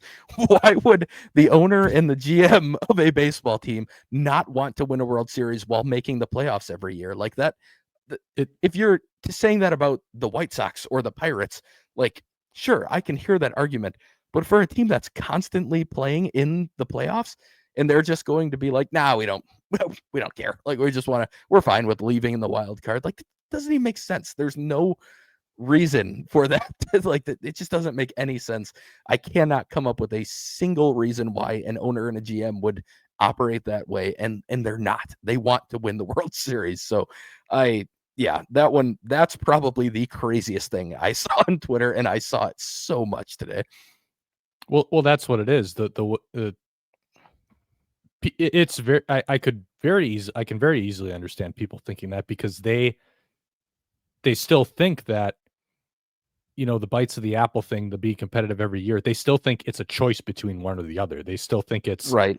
this makes you good every year, but you can't win a World Series doing this.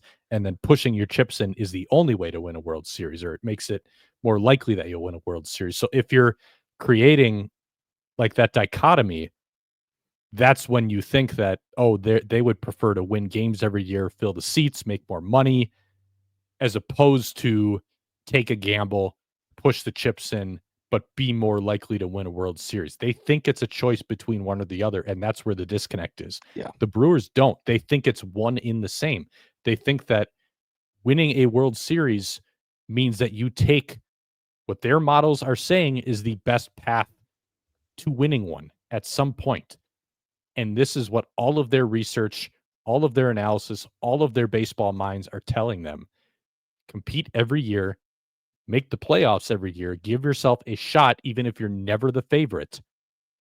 And one of these years, it's going to work. That's the way they think about it. So in their mind, they are not choosing this over trying to win a World Series. They are choosing this because they want to win a World Yeah. Series. And like this is, I feel like I'm like just hitting it with a hammer at this point. But it seems like so many people have a hard time understanding that. It's. I just want to make sure that it like it's been spelled out for people, and I want to make sure that people who are genuinely confused by it, like, get the explanation. I think there's some people who just are never going to be satisfied with the explanation, and that's an entirely different story. But I think there are a lot of people who are, especially like some people who might be listening to this, who are genuinely Yeah. confused. Like the people asking these questions, I think they're genuinely confused, and I appreciate the question because it gives us an opportunity to kind of spell this out. But this is why it's set up the way it is for anyone who is confused. So hopefully that long-winded explanation helps.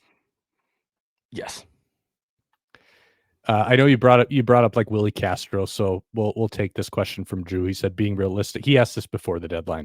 Being realistic, if the Brewers don't add a Castro type and a back end bullpen project, how can this team not feel discouraged? I get the market, but the messaging to the clubhouse has to be part of it. They have to show they appreciate the play of the roster by faking it at least. I think this is where you get into a discussion of player buy-in. And I think that more so now than in the past, they've got a group of guys who buy into what the front office is doing. I don't know that you could say that like back in 21 when they pulled off the hater stuff, but it just like the vibe around these guys, it just feels like they're not bothered by anything. Like they're really good at blocking out the outside noise.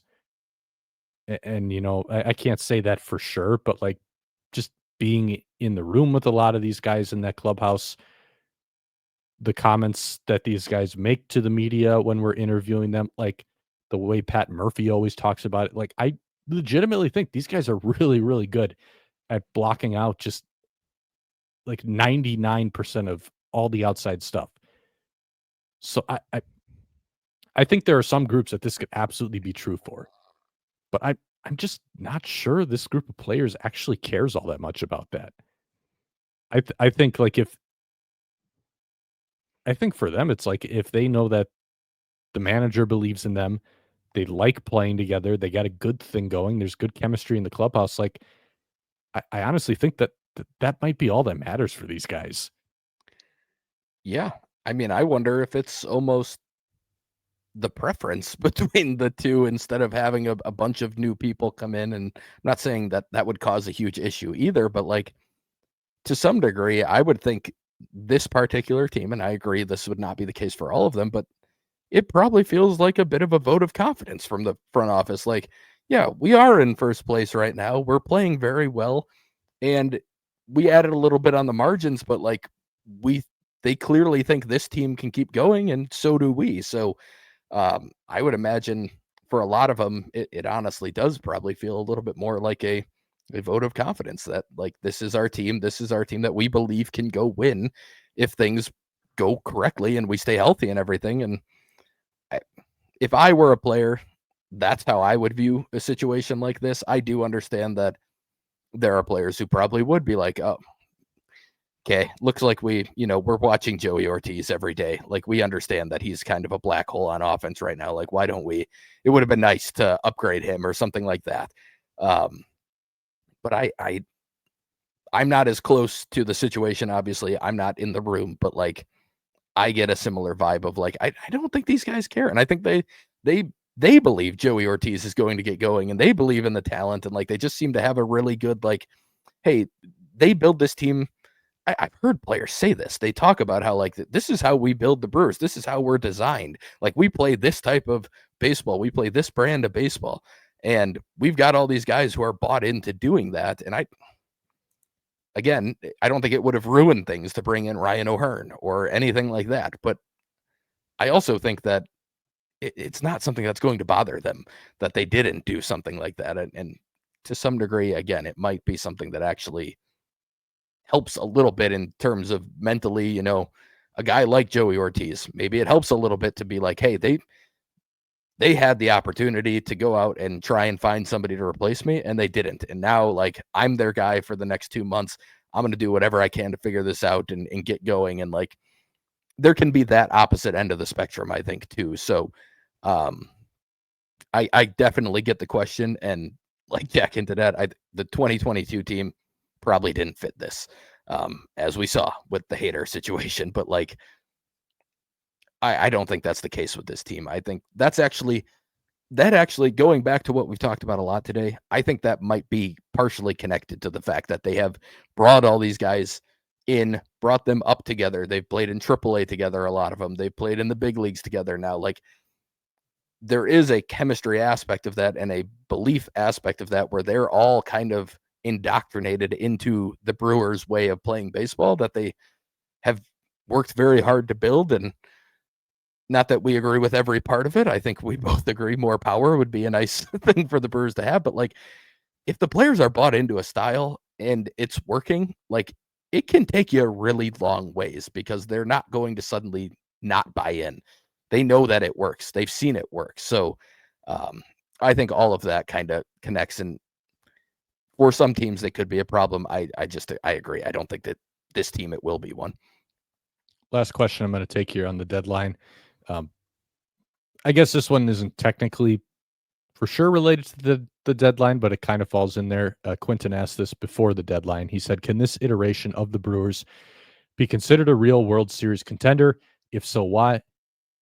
If not, what do they need to do to be considered such?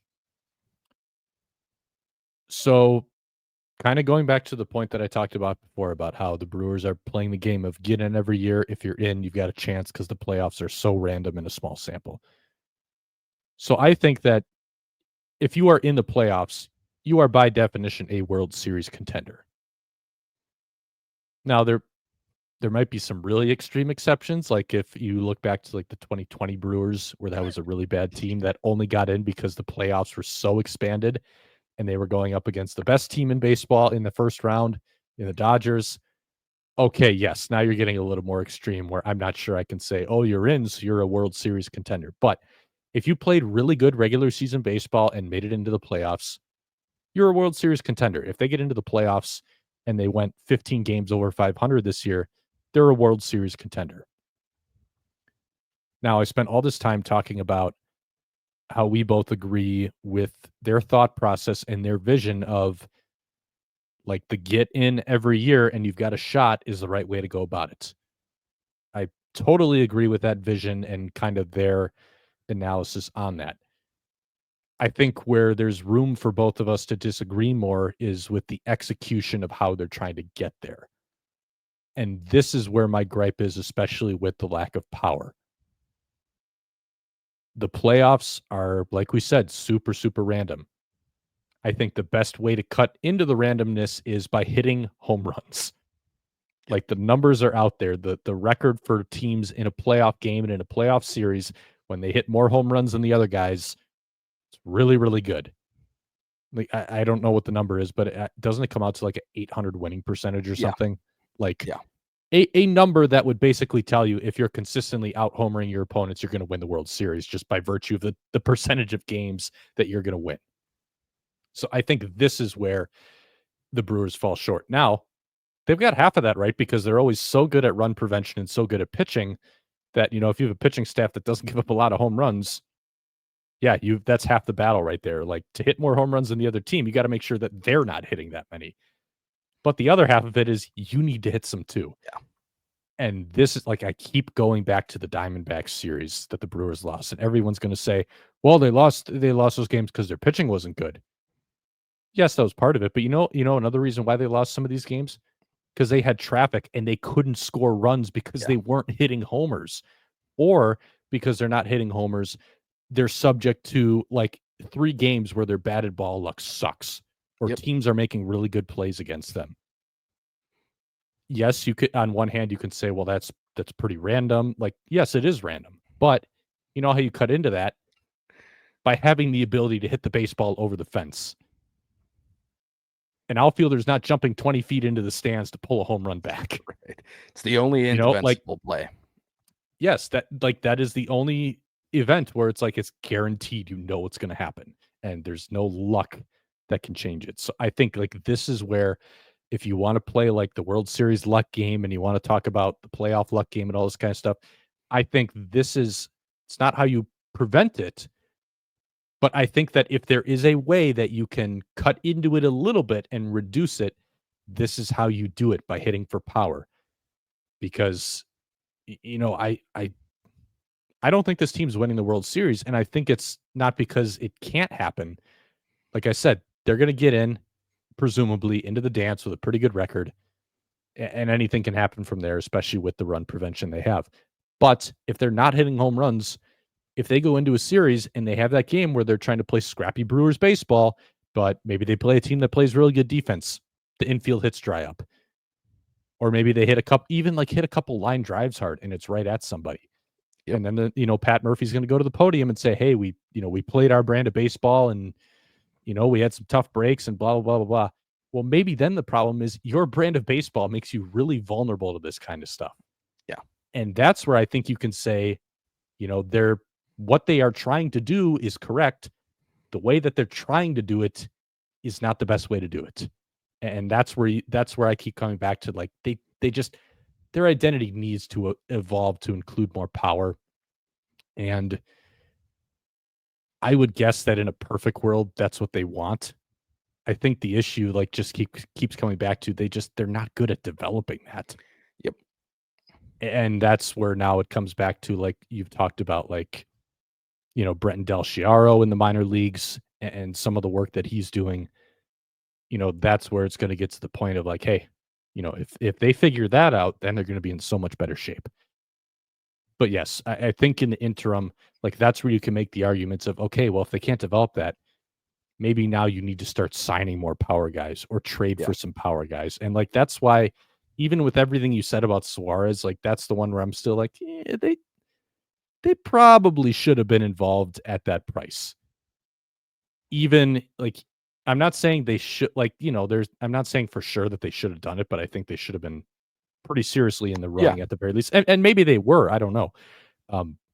And I know, like, the defense isn't good. I know he doesn't fit what they do, but, like, that's where it comes into, like, maybe you do got to sacrifice a little bit of this stuff to just make it a little bit more well-rounded. And that's where it's kind of like, where's that line? So, like, if you're, and I'm sure I'm going to get people, like, on social media accusing me of being a scab for the Brewers or not asking the tough questions or blah, blah, blah, because I'm going to defend kind of that overarching way that they go about it. But, like, if you want to get me criticizing the Brewers, this is how to do it. Like, they got to hit for more power. They just have to. And that's a pretty non-negotiable thing for me. Yeah. I mean, you can see, like, I think they tried to do it with the Rhys Hoskins signing. Like, they have started to draft more power type of players. So like you said, I think they know it, but I think where they are struggling is where is that trade-off with the power and losing your identity that you have been very good with. Like, where does that trade-off come in? And they were obviously willing to do it at first base with a guy like Rhys Hoskins, but are they willing to do it at other infield spots where the defense just might not be up to snuff with what they have been for a very long time? And I understand it is a tough balance to find, but I do agree with you. I mean, that is the nit to pick with them. Like, this is, of everything else, like, you need power. You have to have it. And it was a bit of a sick twist of fate that the Brewers had 5 homers to the 1 for the Mets. And then, of course, it was a homer that caused the series to flip in that moment. Like, a home run is what flipped the series, despite the fact that the Brewers hit more of them. They flipped game 2 with a homer. The Brewers did, with Garrett Mitchell's homer and Churio's 2 homers. And then they hit 2 homers to take the lead, but then the game still flips on a home run, and that's how the series ends and the season ends for the Brewers. And it does still almost always tie back to that in the playoffs. And you can do it without home runs. And the Brewers have shown that they can get kind of power streaky with some of their guys. And we've seen at times Yelich can go on power runs. And it was nice to see. We'll talk about it a little bit later, but like William Contreras hit 2 homers in a game this week. And like, that's good to see. Hopefully we start to see a little bit more power. He just missed a homer in another game. Like, they do have some guys that still probably are capable of having some power stretches. And if that happens, then they probably could make a run in the playoffs this year. But it would be nice to have more of a sure thing in the power department. And they don't have many of those right now. And I think that's where, like you, if you are going to poke holes in this strategy, it's that you need power. But again, to wrap it up, I do think they know that. I think they are trying to start to build it up as part of their entire. They're trying to find guys who fit both the defense mold and the power mold that can fit their roster later on. And it might take a year or two for those guys, or more, for some of those guys to start showing up at the big league level. So how can you kind of figure that out in the interim through trades, free agency signings? I think they do have to try to do it. And I do think the Danny Jansen trade, if he plays, was an effort towards at least adding some degree of that too. All right, we should probably talk about some games that happened. We'll do this really, really quickly. Yeah. The Brewers played the Marlins at home. They dropped 2 of 3. The Marlins have been hot though, so like don't discount that, especially when we look at how the Brewers bounced back against the Cubs anyway. Game 1, Marlins 5, Brewers 1. Freddie was solid, 5 innings, 5 hits, an earned run, 9 Ks for him, just a couple walks. The Brewers only getting on the board on a Jackson Chourio solo homer. We talked about Nick Mears not having the slider in this one. Pat Murphy did reveal that he came into the game, was warming up on the mound after coming out of the bullpen, and like on one of his last warm-up pitches, tweaked his back. He would end up missing a couple days, but he's back now. Everything's okay. But you could tell he was off in this one, especially with the slider. Couldn't throw it near the strike zone. That forced him to go to the fastball. It got hit. But he came in a tie game with go-ahead run on second. He went walk, because he wasn't throwing the sliders for strikes. Fell behind 3-1 with the bases loaded with the slider. That meant he had to throw a 3-1 fastball. Went for a double, obviously. Then sac fly, ground out, and that would be all for the Brewers in this one. Game 2, 7-4 Marlins. Jose Quintana, I mean, like we talked about, like this is one of those outings that had me thinking, like, man, this should, if there's value for him, and I think there would have been more than for Cortez, this is the guy to potentially try to move. But he went 5 innings, 7 hits, 5 runs allowed. Only 2 of them were earned. But I actually think he pitched poorly enough to deserve all 5. Yeah. 2 walks, 2 strikeouts, and 2 home runs. He had, for the first 4 innings, only those 2 earned runs allowed, 2 total. But he had 7 3-ball counts through the first 4 innings. The pitch count was okay, but he just didn't look good. He doesn't have good stuff. He's got to live on the edges, and he wasn't sharp. And Murph lets him go, get the 5th inning a 3rd time through. I can kind of get it, like from the standpoint of, if we can save some innings here for some other guys, let's try it. But to me, it's like you should know going in that it's not going to end well. And Bryce Terang didn't help it because he made an error on the first play of the inning on a ground ball. So that means Quintana would have gotten the 3rd out, but instead that was the 2nd out. And then he gives up a 3-run home run to Hernandez. But I mean, he just didn't pitch well in this one. And I think this game was like kind of an example of the shortcomings that come with his profile. But I digress. We don't have a whole lot of time to go into it. I'm guessing you agree with that mostly. Yep. So we won't dive into the whole song and dance. Andrew Vaughn stayed hot, went 2 for 4 with a double and a homer. We'll talk about him in a little bit. Isaac Collins and Caleb Durbin also going 2 for 4 and driving in some runs as well. Game 3, the Brewers would snatch the finale 3-2. Brandon Woodruff, 6 innings, 4 hits, 2 earned for him. This was probably his least sharp outing of the season. 3 walks and 6 Ks. Funny enough, though, like the 1 home run he did give up, I thought was actually a pretty good pitch. It was like a comeback 2-seamer that barely clipped the outside corner, and somehow the guy went to right field on it. So that was a good pitch that just got hit. But oddly enough, like for the rest of the game, when he wasn't giving up runs, is when I thought he made some iffier pitches. But that's how it goes sometimes. Blake Perkins was the story in this one. He came into pinch run for William Contreras in the 8th inning. He stole second base, which ended up being big because Vaughn hit a ground rule double. The fact that Perk was on second meant that he was able to score that tying run. And then he came up in the ninth with the bases loaded because he remained in that spot in the order as the DH, and he hits a walk-off single. Really big moment for him after all the time that he's missed. Pat Murphy was actually pretty emotional after that moment, both on the field and in post-game. So really cool stuff to see there. Then we'll move on to the highlight series of the week, the Chicago Cubs coming to town. Brewers entered the series tied with the Cubs, and they took 2 out of 3 to leave 1 game ahead. That's a pretty good outcome in my book. Game 1, actually both of these first 2 games, pretty authoritative wins for the Brewers too. I think kind of just reinforcing to the Cubs, like this Brewers team is capable of winning some baseball games. We've talked about how there definitely has been a little bit of luck on the offensive side, but they do some other things really well that can make them a tough team to play. Game 1, Brewers 8, Cubs 4. This is the first time I'll give you a chance to give some input. Jacob Mizorowski, he really struggled in the first inning. Probably one of the few times where you could tell the moment was starting to get too big for him. He made a throwing error in that inning. He didn't really get hit hard, but the error, the walks kind of getting to him in that first inning, but he was able to rebound, retired 10 in a row, starting with the final out that he got of that first inning. 4 innings from him, 3 hits, 3 runs, 2 earned, a couple walks and 7 Ks. Again, not hittable in this start. And the way that he bounced back, Christian Yelich said post-game that this was his favorite start that Mizorowski's made so far, and he told him that because he showed that he was able to bounce back in this one. So I guess, how did that stand out to you watching this one? Yeah, I mean, I texted you at the end of that fourth and said that was awesome from Miz. Like, that's very, very impressive stuff for a guy his age. And we've talked about it. He's shown a lot of maturity and a lot of ability to get through certain things so far. But this is your first start against the Cubs, huge crowd.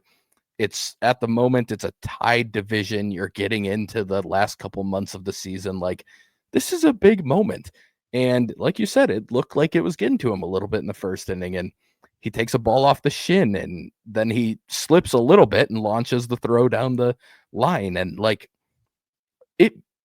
I watched him a lot in the minors and in single A, double A, like I think there's a pretty good chance he does not finish 2 innings in those starts when he was coming through the system. Like there was when it spiraled, it would spiral. Like and it wouldn't stop really in that start. And it didn't mean it would carry to the next start, but it would normally spiral until the end of that start and he was done. To see him record that final out and then come back out and go 9 up, 9 down, extremely impressive. I mean, stuff that it's not an insanely good line when you look at it. 4 innings, 2 earned runs, like, okay, from a starter, that's not great. But in the context of this game, like he saved the bullpen from having to have a very long night by being able to kind of settle in. I mean, he was a pitch away basically from being done because he was nearing 40 pitches. If he doesn't retire, I think it was Horner who he got the last out against in the first inning. Murph said he was going to be coming out of that game at that point, and to settle in and get 9 more outs, save the bullpen from having to cover that. That's big time stuff from him. And in that moment with that crowd against that team, that's impressive. Like this was, I loved Yelich's whole post game talking about that was really fun to listen to for me as a fan. Like I think Yelich sometimes he's not the most vocal guy. He's not the most outgoing guy publicly. I think people kind of overlook that he does seem to be a very good leader as he's aged into this type of mentor role on this team. And like him talking about how as a big leaguer, you have to pull back on experiences and you have to go through things to be able to kind of find your way out of them in the future. I loved that whole talk he had there. Like that was really fun, cool stuff to listen to. And I think it's a great point. He said, like, this is going to happen to him again. And now he knows that he can get through it. Now he knows how to get through it. Like being able to do that stuff over the course of your career and running into these things, like you have to experience it at some point. Everyone does. But how you handle it the first time, I think usually is going to say a lot about how you can handle it moving forward, and he handled it extremely well. And by the time he left the mound, the Brewers had the lead, and I mean that's impressive given how it started. On the offensive side, the Brewers drew a ton of walks against Matthew Boyd, and they hit the ball hard against him too in this one. A lot of out contact from Milwaukee. Andrew Vaughn and Sal Frelick homered. Last thing I want to touch on from this one was Craig Yoho got a chance to close out a 4-run lead here in the ninth. He had just gotten called back up, and 2 quick outs right away, and then just completely lost the strike zone. Back-to-back walks that forced Trevor McGill into the game. He struck out Seiya Suzuki on 3 pitches. Unsurprisingly, Yoho would get sent back down the last day because not being able to finish that off by throwing strikes is not going to help your standing on the big league roster. But I think the Brewers are in kind of a weird spot with him because I said this to you off air. He's not benefiting from being in AAA anymore. There's just no challenge for him down there. But every time that he's come up here, especially really since that White Sox outing, Yeah. The times that he's been up here since then, like he's just not throwing competitive pitches at all. And that's a problem. Like you can't trust him if he's not doing that, but he's not going to figure that out in Nashville where guys are chasing everything and he's facing worse hitters. Like if he's going to figure that out, I think it needs to happen up here. So from that standpoint, I'd rather see him just stick on the roster. But I can also understand why the Brewers are like, well, no, it's probably better to give that spot to Easton McGee or somebody who we know is going to come in at least in garbage time and throw some strikes and get some outs. But it's tricky. I would not have guessed that he would be struggling with this badly.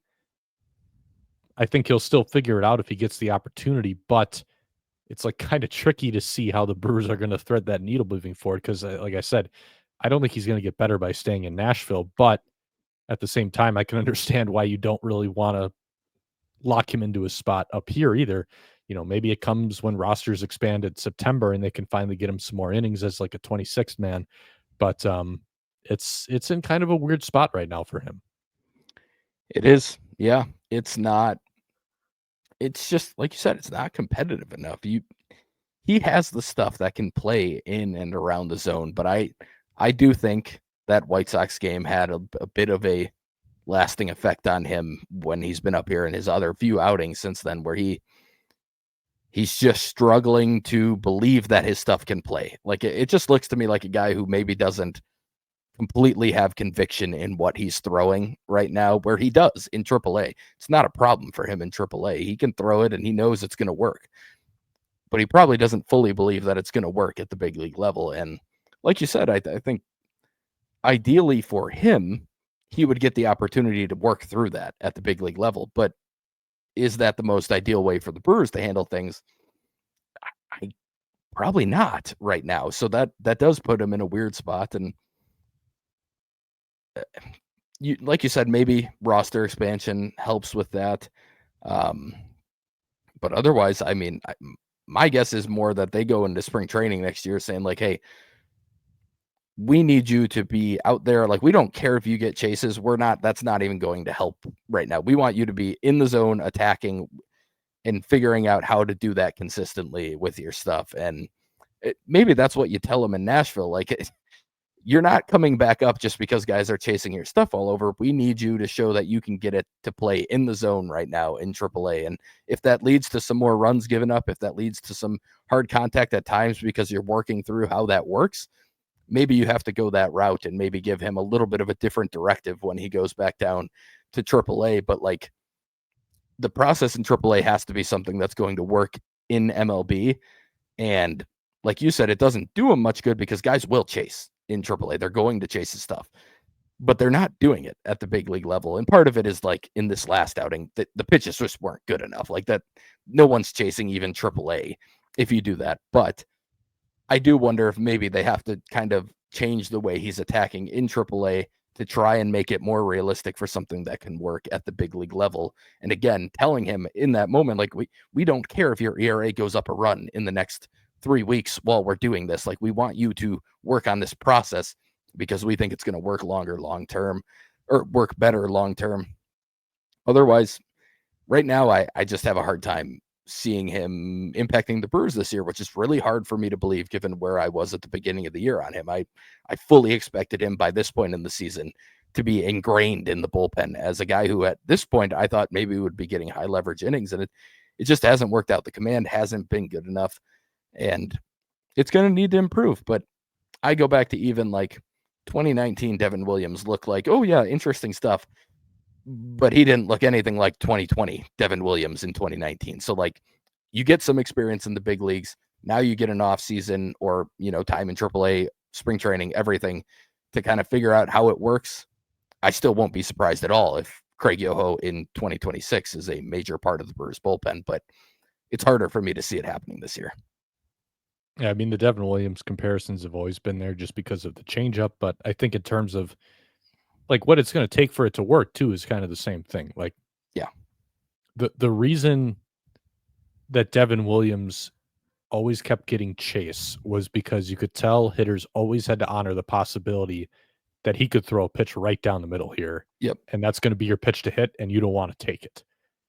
It seemed like, especially as he matured, and again, I don't have the numbers to back this up, but it always seemed like in situations where he could tell that the hitter was like trying to wait him out, he could just go like, boom, boom, boom. Here's 3 fastballs right down the middle. Yep. And like, if guys don't swing at it, then they're in trouble in a different way. So guys knew they had to honor that. And that's how you could see him continue to get so many bad swings on pitches that, weren't in the strike zone. And I think that's part of the issue for Yoho right now. I think guys know they can wait him out, and he's just in the big leagues. They're going to keep doing that until he proves to them that he can rein it back in. And as soon as you get too passive, just go, okay, here's a changeup right down the middle that I know you're going to take for a strike. Guess what? I can throw that. Yeah. So now you are going to have to start swinging at my stuff that's maybe like tracking like it's starting on the edges and it breaks off the plate.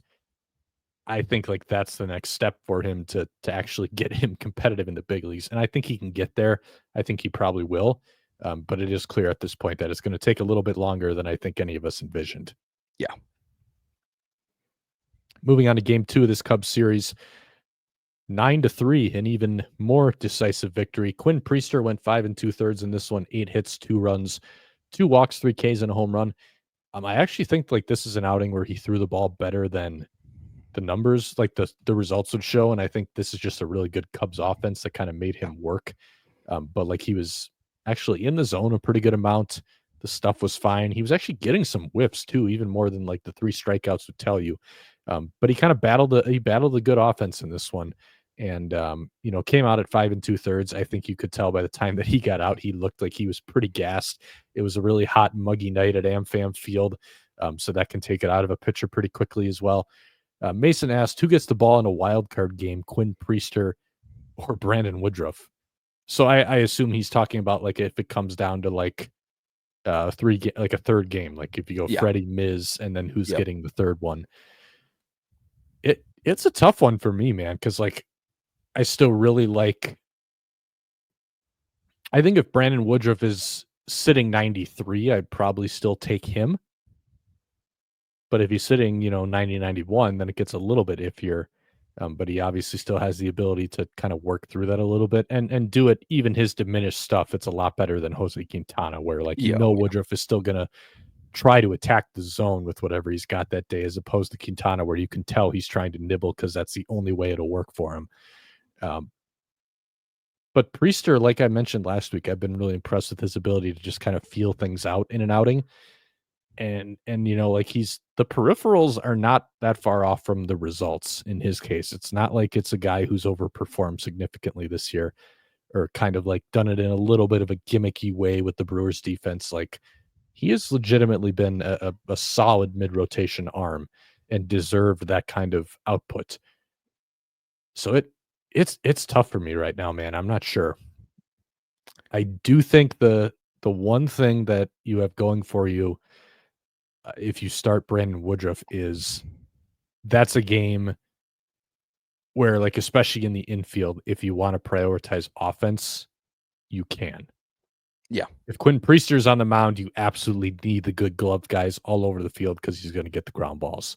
And who knows, maybe that actually is something that ends up kind of coming down to the wire there.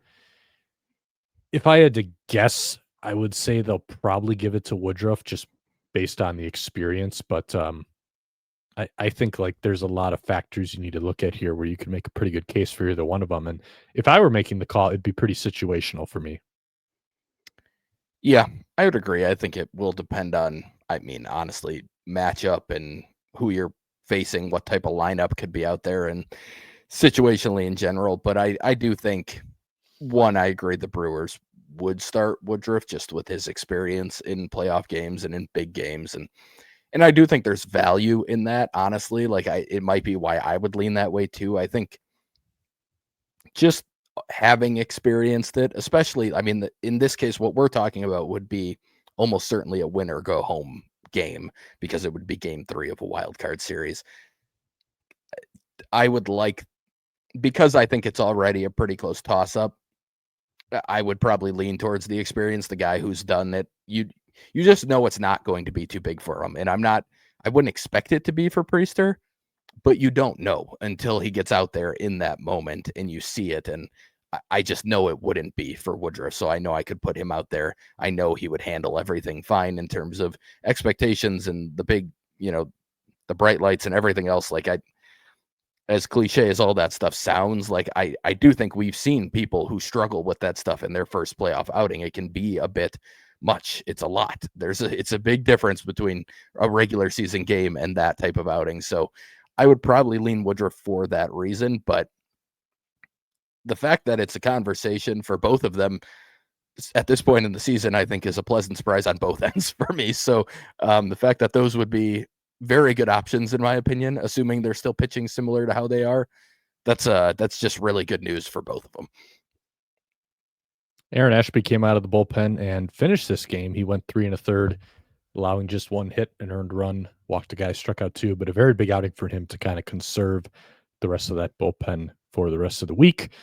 Andrew Vaughn just continued to look like Barry Bonds. He drove in 6 runs and put this one away with a 6th inning grand slam on a hanging Ryan Presley breaking ball.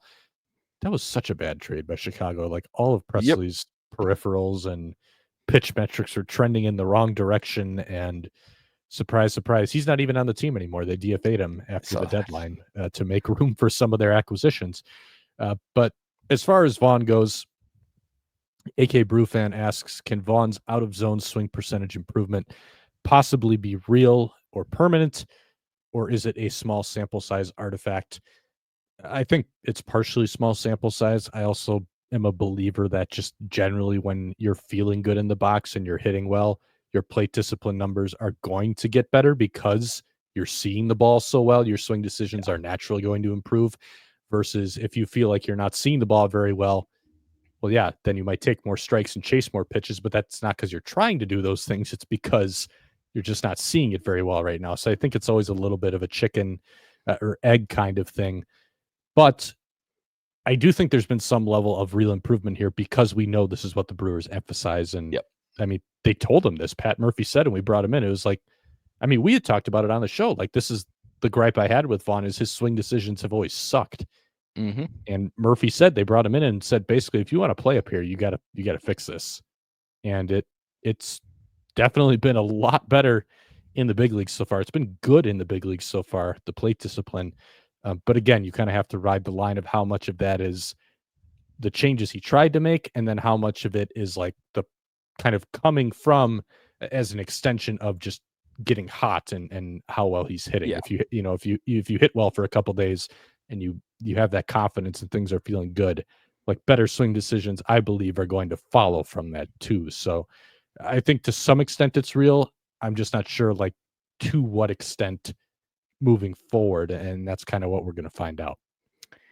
Yeah, I think the other question is how much of the White Sox factor is there here? Because there have been reports recently even that the White Sox have been like 6 to 8 years behind on hitting development and things like that have been coming out recently. So my question is, not even my question, I just wonder, it would not surprise me if he was in the White Sox organization for years and he's supposed to be their middle order guy and they're saying stuff along the lines of like, hey, you're not here to take walks, you're here to drive in runs. Like things like that just would not shock me from the White Sox the last 4 or 5 years. Like they have been that poorly run. Now, I don't think the very current iteration of the White Sox coaching staff would be saying anything remotely close to that. But it would not surprise me if some of the more recent ones have been, and it got to a point where it messed with his approach. I mean, this is a guy who, coming out of college, this was supposed to be a pretty good swing decision player in the draft. It was part of the reason he was going as early as he did. He made good swing decisions. He didn't whiff a lot, and he had power. And like, if you're drafting a first baseman that early, you're very confident in the hitting, in everything about the hit tool and the power and everything. So I do wonder about the White Sox of it all, if maybe there has been legitimate improvement simply by getting out of that organization. And Gavin Sheets on the Padres is another example of a guy who's had some improvement in some of these ways since leaving them. And so maybe the combination of going from a very poorly run organization to one that is much better run and also is very focused on this specific thing, this swing decisions. My guess would be it's not quite to the level that it's at right now, because I agree with what you're saying. When you're hot, you see the ball well, and that leads to better swing decisions. But I also think there's a pretty decent chance it has legitimately improved simply by being more of a focus, and maybe something that, like you said, Murph told him, you chase, you don't play. Like it was that simple. You chase, you're not playing. And just having that hammered into his head a little bit more than maybe it was at the previous stop, it might actually be making a difference. And he will not keep up the. Well, actually, we have a question. I'll let the next question go. Michael asks, what level of production through the rest of the season would you expect it to take to tender Vaughn a contract for next year? I think if he finishes this season with the Brewers with a 130 WRC plus, he'll probably get tendered a contract. Especially because those aren't fully guaranteed either. So right at that point, they'd probably see no harm in at least agreeing to one, and then you bring him into spring training and maybe say, hey, you're not guaranteed a job, but we want to see, have you kind of held on to these improvements from last year? And if you have, we'll continue to carry you. If not, we'll kind of look in a different direction. That at this stage, I could see that kind of being the way it plays out. Yeah, I agree. With no Reese under contract next year, I mean, there is a fit, and we talked about how if it was going to happen, it would take a crazy good run at the big league level, or they agree on something less than the expected arbitration number. And I could still see that working out as well, where they come in and find an agreement that kind of fits for both of them, where he gets some guaranteed money because he's performed so well in this stretch, even if it didn't keep up super well the rest of the season. And the Brewers are like, okay, we saw what can happen when things are going right. Like, we're going to give you another opportunity, but we're not comfortable at the number you are expected to get in arbitration. My guess is he still wouldn't get that money on the open market, so he might be willing to go, a little bit less than that. Let's wrap up the final game of the series, and then we'll go to your sandbox. Cubs strike back 10-3. I think a good reminder that this offense is legit. Yeah, they hit much better than the Brewers. It's okay to say that. They are much better than the Brewers offensively. The Brewers are better on the pitching side, but the Cubs are much better offensively. Putting up a 10 spot. Freddie Peralta not setting the tone in this one, or not setting the right tone. This is the kind of outing that he's largely been able to avoid a little bit more this year, but 4 innings, 5 hits, 5 earned runs. The 4 walks was the biggest issue in this one. 3 strikeouts and a homer. DL Hall followed him up, and we've talked before about how there's some very serious batted ball regression coming from DL Hall. This is exactly what it looks like. He gave up 3 in this one, but I don't think he pitched any differently than he has in most of his outings. There was at least one 70-mile-an-hour squibber that went for a hit, but it's important to remember now, when that starts happening to him, we can't really be calling it bad luck, because he was also getting really, really lucky on so many batted balls before it. It's not really bad luck. It's that, and that's probably the excuse you might hear. Like I could see Murph saying that if he has some rough outings coming up. Well, I like the path that he's on right now in terms of how he's using his pitches, and I think that can work eventually when everything kind of settles. just the way that he's gone about it so far with really good batted ball luck, not a lot of strikeouts, and too many walks, like that is going to come back to bite him. And you started to see it in this one where I don't think he pitched poorly, but he gave up 3 runs thanks to a little bit of batted ball regression. Jared Koenig also came in mid-inning and let 2 of those runners score on a Kyle Tucker double. But I would imagine you're probably going to start seeing this a little more from DL Hall, and then things are going to kind of even out at like closer to a 4 ERA out of the pen, which is still useful as kind of like a length guy who can eat up some innings. But I would guess that's kind of how we're going to see this start to play out a little bit. On the offensive side, William Contreras had generally just a really good series, but he homered twice in this one. 6 of his last 12 batted balls have been over 100 miles an hour, and then 9 of those 12 have been hard hits and 95 plus. He is legitimately crushing the ball over these last several games. So I would imagine, like we've talked about, the Brewers not having power. I wouldn't be shocked if part of their calculus is, hey, Jansen heats up. Maybe we have something in Andrew Vaughn. Maybe Contreras is going to start to look a little more like himself. And if all those things happen, then you can start to see like, okay, they look a lot more like last year's Brewers where power's still not their strength. First and foremost, they kind of do the gritty stuff, but they have enough power that they can make it work. Yeah, that's definitely the hope. And I mean, one of those, again, I mentioned it earlier, but like the 2 homers and a double off the top of the wall. So like hard hit balls that are in the air are what's you need to see from Contreras. Like he's hit the ball hard. He had stretches where he wasn't hitting the ball very hard, but even a lot of times throughout the season, he's hit the ball hard. Seeing it in the air a little bit more often. Some of them were like line drives or low line drives or like one hoppers through the infield as well, where it's not chopped into the ground. It's actually hit at a pretty good angle. Like he starts doing that, and it very much changes the calculus for the offense. Like that's a guy who can change the offense in the middle of the order if he's starting to hit the ball hard and in the air. So hopefully it continues.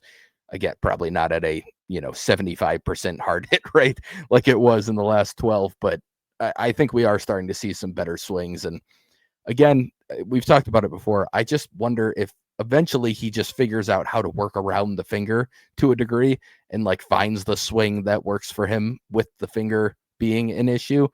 And that can take time. And last time I thought maybe it was happening, it wasn't. So I'm not going to say it is, but like hopefully it is, because I think it would help the Brewers quite a bit to get the version of Contreras we've seen at numerous times in his Brewers tenure.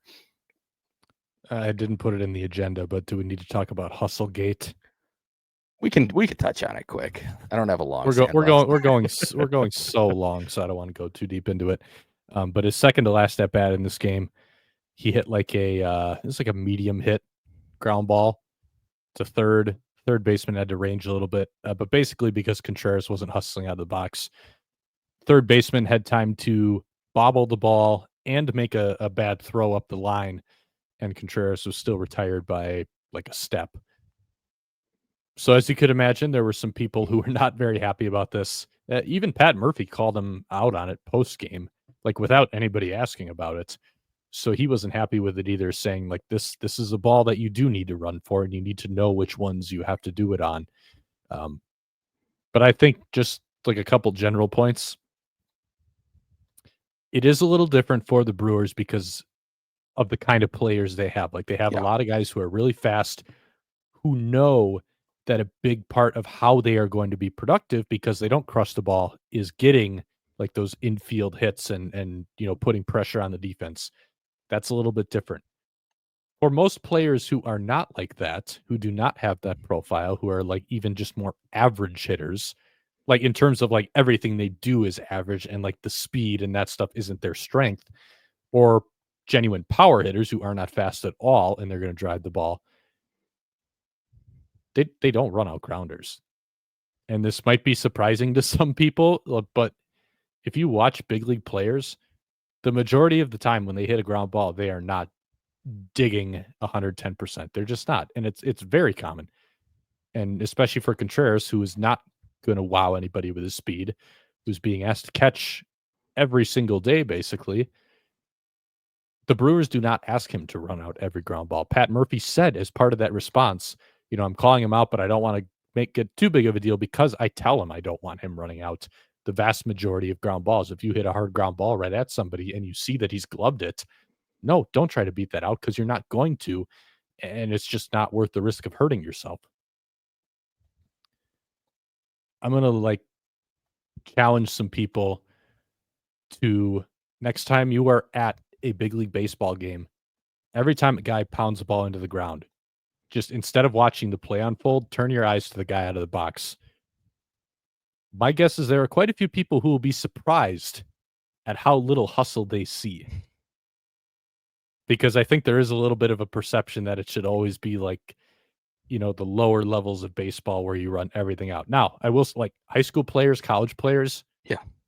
I would want every single high school player or college player hustling his brains out on every single play. That's a little bit different. These are younger guys. They're not playing every day. It's a kind of setting where you don't know for sure that the play is going to be made. Right. Like it's all context dependent. But in the big leagues, guys don't hustle nearly as often as I think a lot of people think they do because it's a different game. And that's okay. That doesn't make guys lazy. Now, I will say, William did not help himself with the way that he responded to this in post game.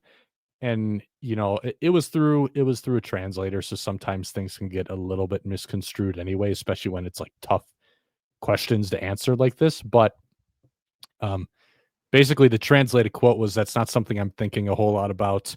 I had just been in the field and it was a long inning and people don't know what that's like." Like it does come off as making excuses for himself, which is that's not going to help him. But I saw some people on social media calling him lazy, and we've we've been critical of like the way he calls a game and some of this stuff, and even critical of like maybe he needs to be willing to take some days off. But like the last thing you can say about William Contreras is that he's lazy. Right. I mean, that's just he's out there every single day.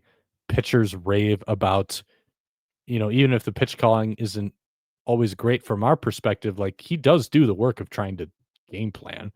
And pitchers rave about, his ability to kind of help them control their emotions and that kind of stuff on the mound. Like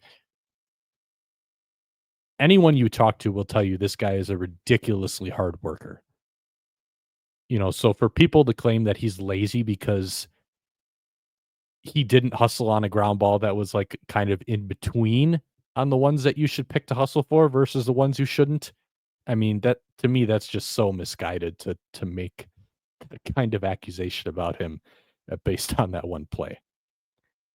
Yes. And I understand that it looks bad when what would have been an error does occur on a play like that. But like Jack said, this is very, very common. And it's not as common for the Brewers for all the reasons that Jack laid out. They are a team that is built to hustle these things out because it causes issues for the defense, and they have the speed to actually beat these.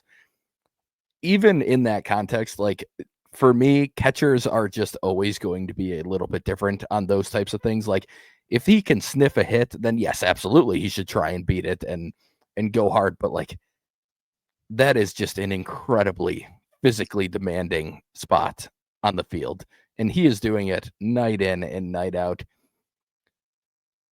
It's just, even if you fully believe that people should be hustling, any other position should be hustling on every ground ball they hit, I would understand that to a degree, but catchers just are always going to be a different story for me. Like that is a different position than what everyone else is doing in terms of the toll on their body, and especially on their legs. Obviously, as a catcher, if you're squatting all game and blocking and doing all of that, it's just always a different story. And for me, major league players, like you just, like we talked about, it's not very common. There's one thing that will annoy me in terms of not hustling on a baseball field, and it's not getting to first base on a pop-up that a team could potentially drop and and turn into a double play. Like to me, that's the one inexcusable one of all of the hustle things in baseball, because just jog to first on a pop-up. It's not that hard. Just go make sure you touch the base.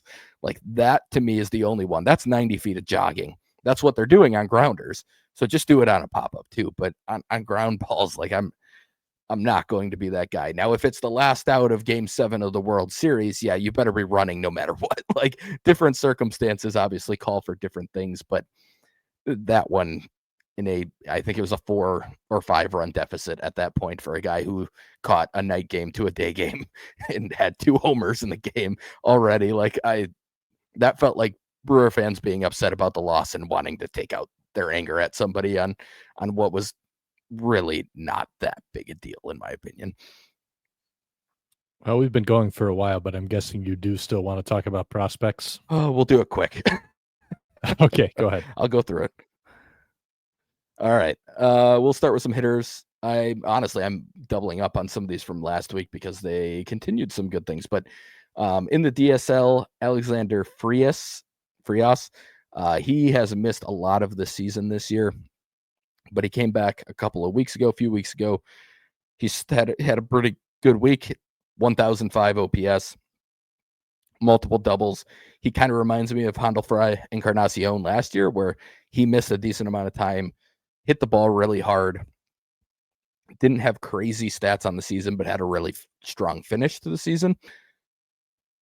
And I think that could maybe be what Frias is here. He's a guy who hits the ball hard. I've seen exit velos of 104 and 105 from the left side. So interesting name there. Speaking of Handelfrey Encarnacion, the ACL wrapped up in the past week or so. He led all of the complex leagues in doubles this season with 18. He hit 5 homers.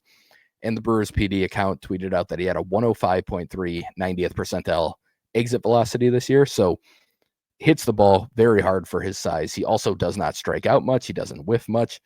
On the whole, he had a 120 WRC plus in the ACL. I'm hoping he gets an opportunity at low A at the end of this year, but we'll see. I think they could find a spot for him to get some playing time up there, though. Josh Adamszewski, talked about his return last week, I believe, or the week before, maybe. He had a double and a homer this week. The homer was hit 107 off the bat against a 95 mile per hour fastball. He continues to look very, very good in low A. I wonder if he might be a promotion candidate after this next weekend, after the deadline. Arianamo trade might open up a spot at second base in high A. So I'll be curious to see if he gets that call. Obviously, Jesus Mate and Luis Pena could have a pretty good case too. So a very talented middle infield in Carolina right now. I would imagine one of them eventually is moving up to high A soon. Staying in low A for my last hitter here, Eric Batanti hit 2 more home runs. He leads the Carolina League. He had a 980 OPS this week. He's up to a 775 OPS on the season. Whiffs and strikeouts have come down a bit recently, but it's still a problem, and it's still the main thing he's going to have to work on. Moving to the pitching side of things, I talked about Dustin Mayorkin last week. I actually missed that the day we recorded that episode. He had thrown 6 innings in the DSL, only allowed 1 earned run, 7 strikeouts to 1 walk. So first of all, DSL pitchers going 6 innings, pretty rare. That is not a common occurrence at all. And I think it says a lot about how the Brewers view him. If they are letting him go that deep and pushing him to actually pitch starter innings, I think that's a pretty good sign that they view him as a legitimate starting candidate as a prospect. And my guess would be he's stateside next year, where we see him potentially even in low A at some point. But just to quickly go through his stuff again, he's got a 4-seam and a 2-seam. They're both in the low 90s. He's up to 93, or he was prior to this season. It might have gotten higher. Throws a big curveball in the low 70s, slider in that 80 range, changeup similar velo. So he's got nice velocity bands, 5 pitches, and seems to have pretty good feel for pitching for a 17-year-old. So I'm a very intrigued by Mayorkin. I talked about Tyler Renz being promoted to Carolina last week. I hadn't seen him pitch at that time. Now I have seen him pitch. He pitched in his first game. Had a very, very good start to his outing. He's reportedly been up to 96 at times, but he kind of sat 88 to 91 in this outing. He's still got a ton of uncomfortable swings. I really, really like the repertoire. He cruised through 3 innings, but the 4th one was pretty tough. He was wearing out. The velo was dropping to like 86, 87 at times. The final line ended up being 3 2/3, 6 strikeouts, only 1 earned run, but he did walk 5. 3 of those coming at the end of that outing, where he was clearly starting to just really wear down. but he also, on top of the fastball, throws a cutter, high spin breaking balls, curveball and slider. He got strikeouts on both of them. He got a strikeout on the high fastball. I saw a couple changeups, looked pretty good. Like he's got a full repertoire, and I do think the velo is going to keep going up as he progresses. Travis Smith, I talked about last week. He had another solid start this week, and then he was promoted to high A. So, like I've said, he's been up to 98 this season, but he sits more in like that 93, 95. The cutter looked really good in his last outing, which I hadn't seen a ton of in the past, kind of in the low 90s, 91, 92, maybe 93 on the cutter at times. But he's really improved this year. The numbers have looked good all season, but I think he's starting to get more swing and miss. He's starting to limit walks a little bit better. He just looks like more of a professional pitcher. And he was seen as a bit of a project despite being a college guy. So it'll be interesting to see him in high A, but really strong finish to his tenure in low A. Casey Hunt, a name we haven't talked about a ton this year. Obviously, he was very, very common in the sandbox last year. 2 solid starts in a row from him. Combined between those, he went 11 innings, 6 hits, 3 walks, 11 strikeouts, only 1 earned run. Changeup has come a really long way for him. I think one of the things that's happening this year is they're trying to kind of optimize his repertoire to play off of everything better than it was before. And I think it caused some bumps in the road throughout the season. I think they've been having him throw the changeup more than he was probably comfortable with. And I think it's starting to come together a little bit. I like the way it's trending. Probably got a little too high on him last year, but I still think there's a potential big league starting back of the rotation arm here, especially with the improvement to the changeup. So good to see him coming along. And then the final guy we'll talk about is Manuel Rodriguez. He was on the list early this season, and then he missed a lot of time with injury. He's back. He's kind of built back up into a real starting type of role again. Most recent start, he went 5 1/3. He only allowed 3 hits. He didn't walk anybody, and he struck out 7 in 5 1/3 shutout. So no earned runs in that one. He's up to a 42-9 strikeout to walk ratio this season. It's 177-38 for his career. Very, very impressive ability to limit walks and also strike guys out at a decent rate, because it has been 46 innings this year. So 42 strikeouts, not a bad rate there. He's at a 1.96 ERA. To me, it's, if there's a velo jump, he becomes very noteworthy as a prospect. Without it, you probably struggle to see more than like a 5th starter, because he's kind of in the upper 80s. He's touched 91, 92 a couple times. The fastball has really good shape. He's got a slider, he's got a cutter, he's got a changeup, and he's got a curveball. So he's got stuff that moves every direction. He's got different ways to attack you, and he throws a ton of strikes. If he can sit 92 instead of rarely touching it, then to me, he becomes a legitimate pitching prospect that people should really pay attention to. I don't know that he's there right now, but I do think it's possible. He's very young for the level still. So he still has some, I think, projection in the body and in terms of adding some velocity. So if he does, he'll be a name that I would definitely keep an eye on. But that is all I've got this week. This was a very long episode. Are you surprised? No, not at all. Nobody should be. No. But as the saying goes, all good things must come to an end. So that's going to do it for us this week on the Brewer Fanatic podcast. We'll be back next Friday to not talk about the trade deadline. So that should cut some time off the runtime. But until then, thank you all for listening.